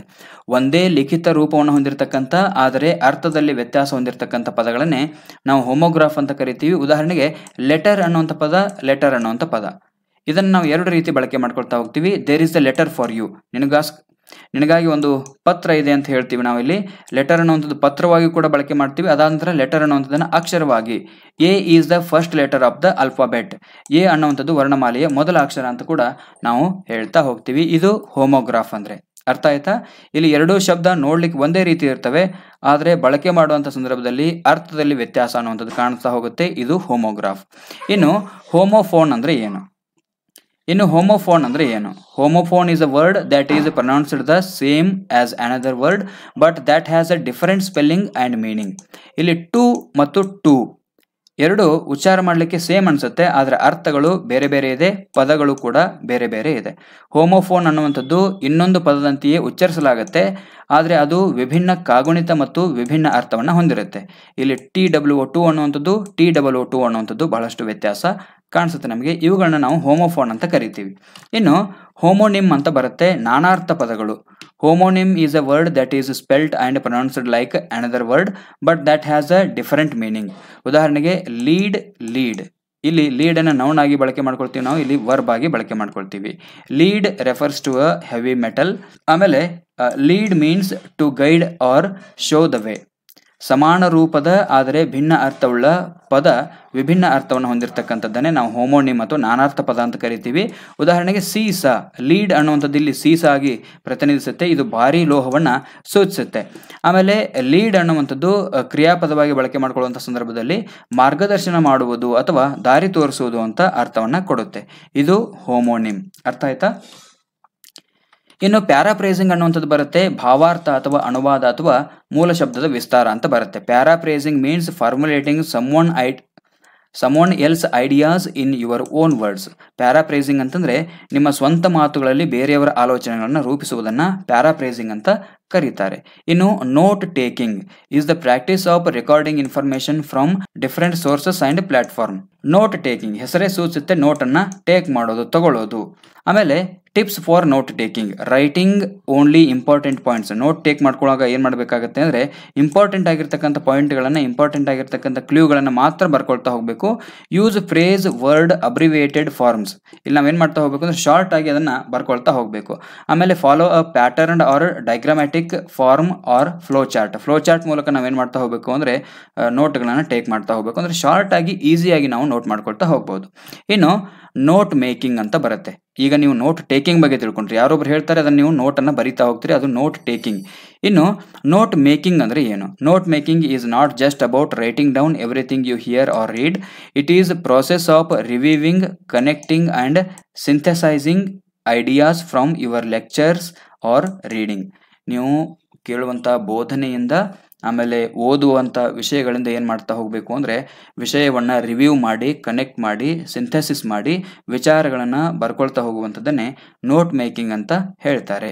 ಇನ್ನು ಡೈರೆಕ್ಟ್ ಮೆಥಡ್ ಅಂತ ಬರುತ್ತೆ, ಇದನ್ನು ನ್ಯಾಚುರಲ್ ಮೆಥಡ್ ಅಂತ ಕೂಡ ಕರೀತಾರೆ. ಹೌದಾ? ಯಾವ ವಿಧಾನವನ್ನು ನ್ಯಾಚುರಲ್ ಮೆಥಡ್ ಅಂತ ಕರೀತಾರೆ ಅಂದರೆ ಡೈರೆಕ್ಟ್ ಮೆಥಡನ್ನು ಕರೀತಾರೆ. ಈ ಡೈರೆಕ್ಟ್ ಮೆಥಡ್ ಬಗ್ಗೆ ನಾನು ನಿಮಗೆ ಆಲ್ರೆಡಿ ಹೇಳಿದ್ದೇನೆ. ಇನ್ನು ಗ್ರಾಮರ್ ಟ್ರಾನ್ಸ್ಲೇಷನ್ ಮೆಥಡ್ ಭಾಳಷ್ಟು ಈಸಿಯಾಗಿರ್ತಕ್ಕಂಥದ್ದು. ಇದು ಒಂದು ಹಳೆಯ ವಿಧಾನ, ಟ್ರಾನ್ಸ್ಲೇಟ್ ಮಾಡಿ ಬೋಧನೆ ಮಾಡ್ತಾ ಹೋಗೋದು. ಇನ್ನು ಲ್ಯಾಂಗ್ವೇಜ್ ಅಕ್ರಾಸ್ ದ ಕರಿಕ್ಯುಲಮ್ ಅಂತ ಬರುತ್ತೆ, LAC, integrating language teaching with other subjects in the same class room. ಇದನ್ನು ಲ್ಯಾಂಗ್ವೇಜ್ ಅಕ್ರಾಸ್ ದ ಕರಿಕ್ಯುಲಮ್ ಅಂತ ಹೇಳ್ತಾರೆ. Integrated language teaching with other subjects in the same class room. ಬೇರೆ ಬೇರೆ ವಿಷಯದೊಂದಿಗೆ ಸಹಸಂಬಂಧೀಕರಣ ಮಾಡಿ ಭಾಷೆಯನ್ನು ಕಲಿಸುವಂಥದ್ದನ್ನು LAC ಅಂತ ಕರೀತಾರೆ, ಲ್ಯಾಂಗ್ವೇಜ್ ಅಕ್ರಾಸ್ ದ ಕರಿಕ್ಯುಲಮ್. ಇನ್ನು ಮಲ್ಟಿಲಿಂಗ್ವಲಿಸಮ್, ಬೋಧನಾ ಕಲಿಕಾ ಪ್ರಕ್ರಿಯೆಯಲ್ಲಿ ಬಹುಭಾಷೆ ಅಂತಂದರೆ ಕಲಿಯುವವರ ಮೂಲ ಭಾಷೆಗಳನ್ನು ಭಾಷೆ ಹಾಗೂ ನಿರ್ದಿಷ್ಟಪಡಿಸಿದ ವಿಷಯ ಬೋಧನೆ ಮಾಡುವಲ್ಲಿ ಒಂದು ಬೋಧನಾ ಕಲಿಕಾ ತಂತ್ರವಾಗಿ ಬಳಕೆ ಮಾಡಿಕೊಳ್ಳೋದು, ಇದು ಮಲ್ಟಿಲಿಂಗ್ವಲಿಸಮ್. ನಾವು ಬಹಳಷ್ಟು ಬಾರಿ ಸೈಕಾಲಜಿಯಲ್ಲಿ ಈ ಬಗ್ಗೆ ಪ್ರಶ್ನೆಯನ್ನು ಕೇಳಿದ್ದೇನೆ ನಾನು ನಿಮಗೆ. ಬಹುಭಾಷಾ ತರಗತಿ ಅಂತಂದರೆ ಅದು ವಿವಿಧ ಸಂಸ್ಕೃತಿಯನ್ನು ಅರ್ಥ ಮಾಡ್ಕೊಳ್ಳಿರ್ತಕ್ಕಂಥ ಒಂದು ಸಾಧಕ ಅಂತ ಶಿಕ್ಷಕ ಭಾವಿಸಬೇಕು. ಇನ್ನು teaching learning process, multilingualism means using the languages of learners as a strategy for teaching learning of languages and content subjects. ಬೇರೆ ಬೇರೆ ಭಾಷೆ ಮತ್ತು ವಿಷಯವನ್ನು ಕಲಿಸುವಂಥ ಸಂದರ್ಭದಲ್ಲಿ ಮಲ್ಟಿಲಿಂಗ್ವಲಿಸಮ್ ಅನ್ನು ನಾವು ಒಂದು ತಂತ್ರವಾಗಿ ಬಳಕೆ ಮಾಡ್ಕೋಬೇಕು ಅಂತ ಹೇಳ್ತಾರೆ. ಇನ್ನು ಬೇಸಿಕ್ ಇಂಟರ್ಪರ್ಸನಲ್ ಕಮ್ಯುನಿಕೇಷನ್ ಸ್ಕಿಲ್ ಅಂತ ಬರುತ್ತೆ, ಅಂದರೆ ಮೂಲಭೂತ ವ್ಯಕ್ತಿಗತ ಸಂವಹನ ಕೌಶಲ್ಯಗಳು. Refer to linguistic skills needed in everyday social face to face interaction. ಮೂಲಭೂತ ವ್ಯಕ್ತಿಗತ ಸಂವಹನ ಕೌಶಲ್ಯಗಳು ದೈನಂದಿನ ಸಾಮಾಜಿಕ ಮುಖಾಮುಖಿ ಸಂವಹನಗಳಲ್ಲಿ ಅಗತ್ಯ ಇರತಕ್ಕಂಥ ಭಾಷಾ ಕೌಶಲ್ಯಗಳನ್ನು ಇದು ಉಲ್ಲೇಖಿಸುತ್ತಾ ಹೋಗುತ್ತೆ. ಇನ್ನು ಕಾಗ್ನಿಟಿವ್ ಅಕಾಡೆಮಿಕ್ ಲ್ಯಾಂಗ್ವೇಜ್ ಪ್ರಾಫಿಷಿಯನ್ಸಿ ಅಂತ ಬರುತ್ತೆ, CALP. Cognitive academic language proficiency ಅಂದರೆ is the language ability required for the academic achievements in a context reduced environment. ಜ್ಞಾನಾತ್ಮಕ ಅಥವಾ ಶೈಕ್ಷಣಿಕ ಭಾಷಾ ಪ್ರಾವೀಣ್ಯತೆ ಅಂತ ಇದನ್ನು ಹೇಳ್ತಾರೆ. ಇದು ನೈಸರ್ಗಿಕ ಪರಿಸರಗಳಲ್ಲಿ ಭಾಷೆಯನ್ನು ಕಲಿಯುವುದಕ್ಕಿಂತ ಒಂದು ಶೈಕ್ಷಣಿಕವಾಗಿ ಭಾಷೆಯನ್ನು ಕಲಿಯುವಂಥ ಸಾಧನ. ಇದು ಶೈಕ್ಷಣಿಕ ಸಾಧನೆಗೆ ಅಗತ್ಯ ಇರತಕ್ಕಂಥ ಒಂದು ಭಾಷಾ ಸಾಮರ್ಥ್ಯ. ಇದು ಪರಿಸರದಲ್ಲಿ ನಡೆಯೋದಿಲ್ಲ, ನಿರ್ದಿಷ್ಟವಾಗಿರ್ತಕ್ಕಂಥ ಒಂದು ತರಗತಿ ಕೋಣೆಯಲ್ಲಿ ನಡೀತಾ ಹೋಗುತ್ತೆ. Cognitive academic language proficiency. ಇನ್ನು ಇಂಪಾರ್ಟೆಂಟ್ ಪಾಯಿಂಟ್ಗಳು, ಇದನ್ನು ನೀವು ನೆನಪಿಟ್ಕೊಳ್ತಾ ಹೋಗಬೇಕು. ನೋಮ್ ಚಾಮ್ಸ್ಕಿ ಅವರು ಏನು ಹೇಳ್ತಾರೆ ಅಂದರೆ the idea that children are born with an innate ability to acquire language ಅಂತ ಹೇಳ್ತಾರೆ, LAD ಅಂತ ಹೇಳ್ತಾರೆ. ಪ್ರತಿಯೊಂದು ಮಕ್ಕಳು ಕೂಡ ಲ್ಯಾಂಗ್ವೇಜ್ ಅಕ್ವಿಜೇಷನ್ ಡಿವೈಸ್ ಅನ್ನು ಹೊಂದಿರ್ತಾರೆ. ಆಮೇಲೆ LAD ಅನ್ನುವಂಥದ್ದು most effective or critical till the age of 5 years. 5 ವರ್ಷ ವಯಸ್ಸಿನವರೆಗೆ ಈ LAD ಅನ್ನು ಒಂದು ಅತ್ಯಂತ ಪರಿಣಾಮಕಾರಿ ಮತ್ತು ನಿರ್ಣಾಯಕ ಅಂತ ಹೇಳ್ಬೋದಾಗುತ್ತೆ. ಇದು ಭಾಷೆಗೆ ಸಂಬಂಧಪಟ್ಟಂತೆ ನೋಮ್ ಚಾಮ್ಸ್ಕಿ ಅವರು ಹೇಳಿದ್ದು. ಇನ್ನು ಲ್ಯಾಂಗ್ವೇಜ್ ಸ್ಕಿಲ್ಗಳು ಅಂತ ಏನು ಬರ್ತವೆ, LSRW. ಈ ಭಾಷೆಯ LSRW ಕೌಶಲ್ಯಗಳಲ್ಲಿ ಲಿಸನಿಂಗ್ ಮತ್ತು ರೀಡಿಂಗ್ ಅನ್ನುವಂಥದ್ದು ಏನು ಅಂದರೆ ರಿಸೆಪ್ಟಿವ್ ಮತ್ತು ಪ್ಯಾಸಿವ್ ಸ್ಕಿಲ್ ಅಂತ ಹೇಳ್ತಾರೆ. ಇವುಗಳನ್ನ ಸ್ವೀಕೃತ ಕೌಶಲ್ಯಗಳು ಅಂತ ಕರೀತಾರೆ. ಲಿಸನಿಂಗ್ ಮತ್ತು ರೀಡಿಂಗ್ ಇವೆಲ್ಲ ಏನು ಅಂತಂದರೆ ಸ್ವೀಕೃತ ಕೌಶಲ್ಯಗಳು. ಹಾಗೆ ಸ್ಪೀಕಿಂಗ್ ಮತ್ತು ರೈಟಿಂಗ್ ಅನ್ನುವಂಥವು productive, active or expressive skill ಅಂತ ಇದನ್ನು ಹೇಳ್ತಾರೆ. ಹಾಗೆ ಪ್ರೈಮರಿ ಸ್ಕಿಲ್ಗಳು ಯಾವುದು, ಭಾಷೆಯ ಮೂಲ ಕೌಶಲ್ಯಗಳು ಯಾವುದು ಅಂತಂದರೆ ಲಿಸನಿಂಗ್ ಮತ್ತು ಸ್ಪೀಕಿಂಗ್. ಹಾಗೆ ರೀಇನ್ಫೋರ್ಸ್ಮೆಂಟ್ ಸ್ಕಿಲ್ಗಳು ಅಂದರೆ ಯಾವುದು, ಬಲವರ್ಧನೆಯ ಕೌಶಲ್ಯಗಳು ಯಾವುವು ಅಂತಂದರೆ ಸ್ಪೀಕಿಂಗ್ ಮತ್ತು ರೈಟಿಂಗ್. ಇವು ಎರಡು ಬಂದ ನಂತರನೇ ಇವು ನಮಗೆ ಬರ್ತವೆ. ಅದಾದ ನಂತರ ಪ್ರೈಮರಿ ಸ್ಕಿಲ್ಗಳು ಲಿಸನಿಂಗ್ ಮತ್ತು ಸ್ಪೀಕಿಂಗ್. ಆಮೇಲೆ psychological sequence of language skill ಯಾವುದು ಅಂತಂದರೆ LSRW ಅಂತ ಹೇಳ್ತೀವಿ. ಮೊದಲು ಲಿಸನಿಂಗ್, ಸ್ಪೀಕಿಂಗ್, ರೀಡಿಂಗ್ ಮತ್ತು ರೈಟಿಂಗ್. ಅದಾದ ನಂತರ ಸಬ್ ಸ್ಕಿಲ್ಸ್ ಆಫ್ ರೈಟಿಂಗ್, ಬರವಣಿಗೆಯ ಉಪಕೌಶಲ್ಯಗಳು ಯಾವುದು ಅಂದರೆ ಟ್ರಾನ್ಸ್ಕ್ರೈಬಿಂಗ್ ಮತ್ತು ಪ್ಯಾರಾಪ್ರೇಸಿಂಗ್, ನಕಲು ಮಾಡುವುದು ಮತ್ತು ವಿಸ್ತರಿಸಿ ಬರೆಯುವುದು. ಆಮೇಲೆ ಸಬ್ ಸ್ಕಿಲ್ಸ್ ಆಫ್ ರೀಡಿಂಗ್ ಯಾವುದು ಅಂತಂದರೆ ಪ್ರಿಡಿಕ್ಷನ್, ಆಮೇಲೆ ಇನ್ಫೆರಿಂಗ್ ಅನ್ನುವಂಥವು. ಇವು ಏನು ಅಂತಂದರೆ ರೀಡಿಂಗ್ನ ಉಪಕೌಶಲ್ಯಗಳು. ಆಮೇಲೆ ರೀಡಿಂಗ್ ಇನ್ಕ್ಲೂಡ್ ಲೌಡ್ ಮತ್ತು ಸೈಲೆಂಟ್ ರೀಡಿಂಗ್ ಅನ್ನುವಂಥದ್ದನ್ನು ಓದುಗಾರಿಕೆಯು ಗಟ್ಟಿ ಓದು ಮತ್ತು ಮೌನ ಓದನ್ನು ಒಳಗೊಂಡಿದೆ. ಅದಾದ ನಂತರ ಲೆಕ್ಸಿಕಲ್ ವರ್ಡ್ಸ್ ಅಂತ ಬರ್ತವೆ. Lexical words are also known as content words. ಇವುಗಳನ್ನ ಕಂಟೆಂಟ್ ವರ್ಡ್ಸ್ ಅಂತ ಕೂಡ ಕರೀತಾರೆ. They have their own independent meaning. ಉದಾಹರಣೆಗೆ ವಾಟರ್ ಆಗಿರ್ಬೋದು, ಕಿಡ್ ಆಗಿರ್ಬೋದು, ಸ್ಕೂಲ್, ಇವುಗಳಿಗೆ ತಮ್ಮದೇ ಆಗಿರ್ತಕ್ಕಂಥ ವಿಶೇಷ ಅರ್ಥ ಇದೆ. ನೀರು ಅಂದ್ಕೂಡಲೇ ಬೇರೆ ಏನು ನಮಗೆ ಅರ್ಥನೇ ಬರೋದಿಲ್ಲ, ನೀರನ್ನೇ ಬರುತ್ತೆ. ಅದಾದ ನಂತರ ಕಿಡ್ ಅಂದ್ಕೂಡಲೇ ಮಕ್ಕಳೇ ನಮ್ಮ ಕಣ್ಣು ಮುಂದೆ ಬರ್ತಾರೆ. ಆಮೇಲೆ ಸ್ಕೂಲ್ ಅಂದರೆ ಅದಕ್ಕೊಂದು ನಿರ್ದಿಷ್ಟವಾಗಿರ್ತಕ್ಕಂಥ ಚಿತ್ರ ಬರುತ್ತೆ. ಹೀಗಾಗಿ ಈ ಲೆಕ್ಸಿಕಲ್ ವರ್ಡ್ಸ್ ಅನ್ನ ಕಂಟೆಂಟ್ ವರ್ಡ್ಸ್ ಅಂತ ಕೂಡ ಕರೀತಾರೆ. They have their own independent meaning. Lexical word ಬಗ್ಗೆ ಕಂಟೆಂಟ್ ವರ್ಡ್ ಅನ್ನ ಯಾವಾಗ ಕಲಿಸಬೇಕು ಅಂತಂದ್ರೆ ಅದೇ ಸಂದರ್ಭದಲ್ಲಿ, ಬೋಧನೆ ಮಾಡುವಂಥ ಸಂದರ್ಭದಲ್ಲಿ ಇವುಗಳನ್ನ ಕಲಿಸ್ತಾ ಹೋಗಬೇಕಾಗತ್ತೆ. Lexical words in a simple language are the words that carry the main meaning in a sentence. These words include nouns like people, places, things. ಆಮೇಲೆ ವರ್ಬ್ಸ್ಗಳು, ಇದರಲ್ಲಿ ಆಕ್ಷನ್ಗಳು ಬರ್ತವೆ, ಅಡ್ಜೆಕ್ಟಿವ್ಸ್ಗಳು, ಡಿಸ್ಕ್ರಿಪ್ಷನ್ಸ್ ಮತ್ತು ಆಡ್ವರ್ಬ್ಸ್ಗಳು, words that describe action or quality. They give us the essential information about what is happening and help us understanding the details and actions in the sentence. ಇದಿಷ್ಟು lexical word ಬಗ್ಗೆ ನಾವು ತಿಳ್ಕೊಂಡ್ವಿ. ಇದನ್ನ ಕಂಟೆಂಟ್ ವರ್ಡ್ಸ್ ಅಂತ ಕೂಡ ಕರೀತಾರೆ. ಇನ್ನು sounds in language. Sounds ಅನ್ನ ಇವಾಗ ನಾವು ಫೋನೆಮ್ ಅಂತ ಕರಿತೀವಿ. ಟೋಟಲ್ ಸೌಂಡ್ಸ್ ಎಷ್ಟಿದೆ ಇಂಗ್ಲಿಷ್ ನಲ್ಲಿ ಅಂದ್ರೆ 44. ಅದರಲ್ಲಿ 20 ವೋವೆಲ್ ಸೌಂಡ್ಸ್ ಇದ್ರೆ 24 ಕಾನ್ಸೋನೆಂಟ್ ಸೌಂಡ್ಸ್ ಗಳು ಕಂಡು ಬರ್ತವೆ. Produced from 26 letters. ಈ 44 ಪದಗಳು ಎಲ್ಲಿಂದ ಪ್ರೊಡ್ಯೂಸ್ ಆಗಿದ್ದಾವೆ ಅಂದ್ರೆ 26 ಲೆಟರ್ ನಿಂದ ಪ್ರೊಡ್ಯೂಸ್ ಆಗಿದ್ದಾವೆ. ನಂಬರ್ ಆಫ್ ವೋವೆಲ್ ಸೌಂಡ್ಸ್ ಎಷ್ಟಿದಾವೆ ಅಂತಂದ್ರೆ 20. ಮತ್ತೆ ನಂಬರ್ ಆಫ್ ಓವೆಲ್ಸ್ ಎಷ್ಟಿದಾವೆ ಅಂದ್ರೆ 5. ಇದು ನಮ್ಗೆ ಗೊತ್ತಿದೆಯಲ್ಲ, AEIOU ಇವುಗಳನ್ನ ಓವೆಲ್ಸ್ ಅಂತ ಕರಿತೀವಿ. ಓವೆಲ್ ಸೌಂಡ್ಸ್ ಎಷ್ಟಿದಾವೆ ಅಂದ್ರೆ 20. ಹಾಗೆ ಕಾನ್ಸೋನೆಂಟ್ ಸೌಂಡ್ಸ್ ಎಷ್ಟಿದಾವೆ ಅಂತಂದ್ರೆ 24 ಇದಾವೆ. ಆಮೇಲೆ ನಂಬರ್ ಆಫ್ ಕಾನ್ಸೋನೆಂಟ್ ಎಷ್ಟಿದಾವೆ ಅಂದ್ರೆ 26. ಹೌದಾ, ಇದೆಲ್ಲ ನಮಗೆ ನೆನಪಿರಬೇಕು. ಇನ್ನು ಸಿಂಟ್ಯಾಕ್ಸ್ ಅಂದ್ರೆ ಏನು? ಸಿಂಟ್ಯಾಕ್ಸ್ ಅಂದ್ರೆ study of rules or structure. ನಿಯಮ ಅಥವಾ ಸ್ಟ್ರಕ್ಚರ್ ಬಗ್ಗೆ ಅಧ್ಯಯನ ಮಾಡುವಂಥದ್ದೇ ಸಿಂಟ್ಯಾಕ್ಸ್ ಆಗುತ್ತೆ. ಸೆಮ್ಯಾಂಟಿಕ್ಸ್ ಅಂದ್ರೆ study of meaning or sense. ಆಮೇಲೆ ಫೋನೆಮ್ ಅಂತಂದ್ರೆ smallest unit of sound. Morpheme ಅಂದ್ರೆ ಸ್ಮಾಲೆಸ್ಟ್ ಯೂನಿಟ್ ಆಫ್ ಮೀನಿಂಗ್. ಇವೆಲ್ಲ ನಮಗೆ ನೆನಪಿರಬೇಕು. ಆಮೇಲೆ 3 ಲ್ಯಾಂಗ್ವೇಜ್ ಫಾರ್ಮುಲಾ ಅಂತ ಬರುತ್ತೆ, 3 ಭಾಷಾ ಸೂತ್ರ. ಈ 3 ಭಾಷಾ ಸೂತ್ರವನ್ನು ಯಾರು ಹೇಳ್ತಾರೆ ಅಂತಂದ್ರೆ ಮೊಟ್ಟ ಮೊದಲಿಗೆ ಕೊಠಾರಿ ಕಮಿಷನ್ ಹೇಳುತ್ತೆ 1964ರಿಂದ 66ರವರೆಗೆ. ಈ 3 ಭಾಷಾ ಸೂತ್ರದ ಪ್ರಕಾರ ಫಸ್ಟ್ ಲ್ಯಾಂಗ್ವೇಜ್ ಯಾವ್ದಾಗಿರುತ್ತೆ ಅಂದ್ರೆ it will be the mother tongue or regional language. ಮಾತೃಭಾಷೆ, ಮೊದಲ ಭಾಷೆ ಯಾವ್ದಿರಬೇಕು ಅಂದ್ರೆ ಆ ಮಗುವಿನ ಮಾತೃಭಾಷೆ ಆಗಿರಬೇಕು. ಅಥವಾ ರೀಜನಲ್ ಲ್ಯಾಂಗ್ವೇಜ್ ಯಾವ್ದಿದೆ, ಈಗ ಕರ್ನಾಟಕ ಒಂದು ರೀಜನ್ ಅಂತ ತಗೊಂಡಾಗ ಈ ಕರ್ನಾಟಕದ ಕನ್ನಡ ಭಾಷೆ ಏನಾಗುತ್ತೆ ಅಂದ್ರೆ ನಮ್ಮೆಲ್ಲರ ಮಾತೃಭಾಷೆ ಆಗುತ್ತೆ.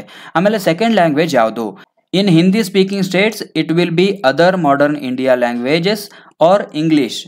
ಇನ್ non Hindi speaking states it will be Hindi or English. ಯಾವ ರಾಜ್ಯಗಳಲ್ಲಿ ಹಿಂದಿ ಭಾಷೆಯನ್ನು ಮಾತಾಡ್ತಾರೆ ಅಲ್ಲಿ ಇಂಗ್ಲಿಷ್ ಅನ್ನುವಂಥದ್ದು ಸೆಕೆಂಡ್ ಲ್ಯಾಂಗ್ವೇಜ್ ಆಗುತ್ತೆ. ಹಾಗೆ ನಾನ್ ಹಿಂದಿ ಸ್ಪೀಕಿಂಗ್ ಸ್ಟೇಟ್ಗಳು ಏನಿದಾವೆ ಅಲ್ಲಿ ಹಿಂದಿ ಅನ್ನುವಂಥದ್ದು ಅಥವಾ ಇಂಗ್ಲಿಷ್ ಅನ್ನುವಂಥದ್ದು ಎರಡನೇ ಭಾಷೆ ಆಗಿರುತ್ತೆ. ಇನ್ನು ಥರ್ಡ್ ಲ್ಯಾಂಗ್ವೇಜ್ ಯಾವುದು ಅಂತಂದ್ರೆ ಇನ್ ಹಿಂದಿ ಸ್ಪೀಕಿಂಗ್ ಸ್ಟೇಟ್ಸ್ ಅಲ್ಲಿ it will be English or a modern Indian language ಅಂತ ಹೇಳಲಾಗುತ್ತೆ. ಥರ್ಡ್ ಲ್ಯಾಂಗ್ವೇಜ್ ಯಾವ್ದಾಗಿರುತ್ತೆ, ಮೂರನೇ ಭಾಷೆ ಯಾವ್ದಾಗಿರುತ್ತೆ ಅಂದ್ರೆ ಹಿಂದಿ ಮಾತನಾಡುವಂಥ ರಾಜ್ಯಗಳಲ್ಲಿ ಇಂಗ್ಲಿಷ್ ಅನ್ನುವಂಥದ್ದು ಮೂರನೇ ಭಾಷೆ ಆಗಿರುತ್ತೆ. ಅಥವಾ ಬೇರೆ ಯಾವುದಾದ್ರೂ ಒಂದು ಇಂಡಿಯನ್ ಲ್ಯಾಂಗ್ವೇಜ್ ಅನ್ನ ಬಳಕೆ ಮಾಡ್ಕೋಬಹುದು. ಇದು ಅರ್ಥ ಆಯ್ತಲ್ಲ. 3 ಭಾಷಾ ಸೂತ್ರವನ್ನು ಹೇಳಿರುವಂಥದ್ದು ಕೊಠಾರಿ ಆಯೋಗ 1964ರಿಂದ 66. ಸೊ ಆದ್ಮೇಲೆ ಇದುವರೆಗೂ ನಾವು ಇಂಗ್ಲಿಷ್ ಬೋಧನಾಶಾಸ್ತ್ರಕ್ಕೆ ಸಂಬಂಧಪಟ್ಟಂಗೆ ಬಹಳಷ್ಟು ಮಹತ್ವದ ಅಂಶಗಳನ್ನ ತಿಳ್ಕೊಂಡಿದ್ದೇವೆ. ಸೊ ಇವತ್ತಿನ ಈ ತರಗತಿ ನಿಮಗೆ ಇಷ್ಟ ಆಗಿದೆ ಅಂತ ನಾನು ಭಾವಿಸ್ತೀನಿ. ಇವತ್ತಿನ ಈ ತರಗತಿ ಇಷ್ಟ ಆಗಿತ್ತು ಅಂದ್ರೆ ದಯವಿಟ್ಟು ಈ ತರಗತಿಗೆ ಒಂದು ಲೈಕ್ ಕೊಡಿ. ಹಾಗೆ ತರಗತಿಯ ಕುರಿತಾದ ನಿಮ್ಮ ಅನಿಸಿಕೆ ಮತ್ತು ಅಭಿಪ್ರಾಯಗಳನ್ನು ನಮಗೆ ಕಾಮೆಂಟ್ ಮೂಲಕ ತಿಳಿಸಿ. ಹಾಗೆ ಯಾರಾದರೂ ನಮ್ಮ ಯೂಟ್ಯೂಬ್ ಚಾನಲ್ಗೆ ಇದುವರೆಗೂ ಸಬ್ಸ್ಕ್ರೈಬ್ ಮಾಡ್ಕೊಂಡಿಲ್ಲ ಅಂದರೆ ಸಬ್ಸ್ಕ್ರೈಬ್ ಮಾಡ್ಕೊಳ್ಳಿ.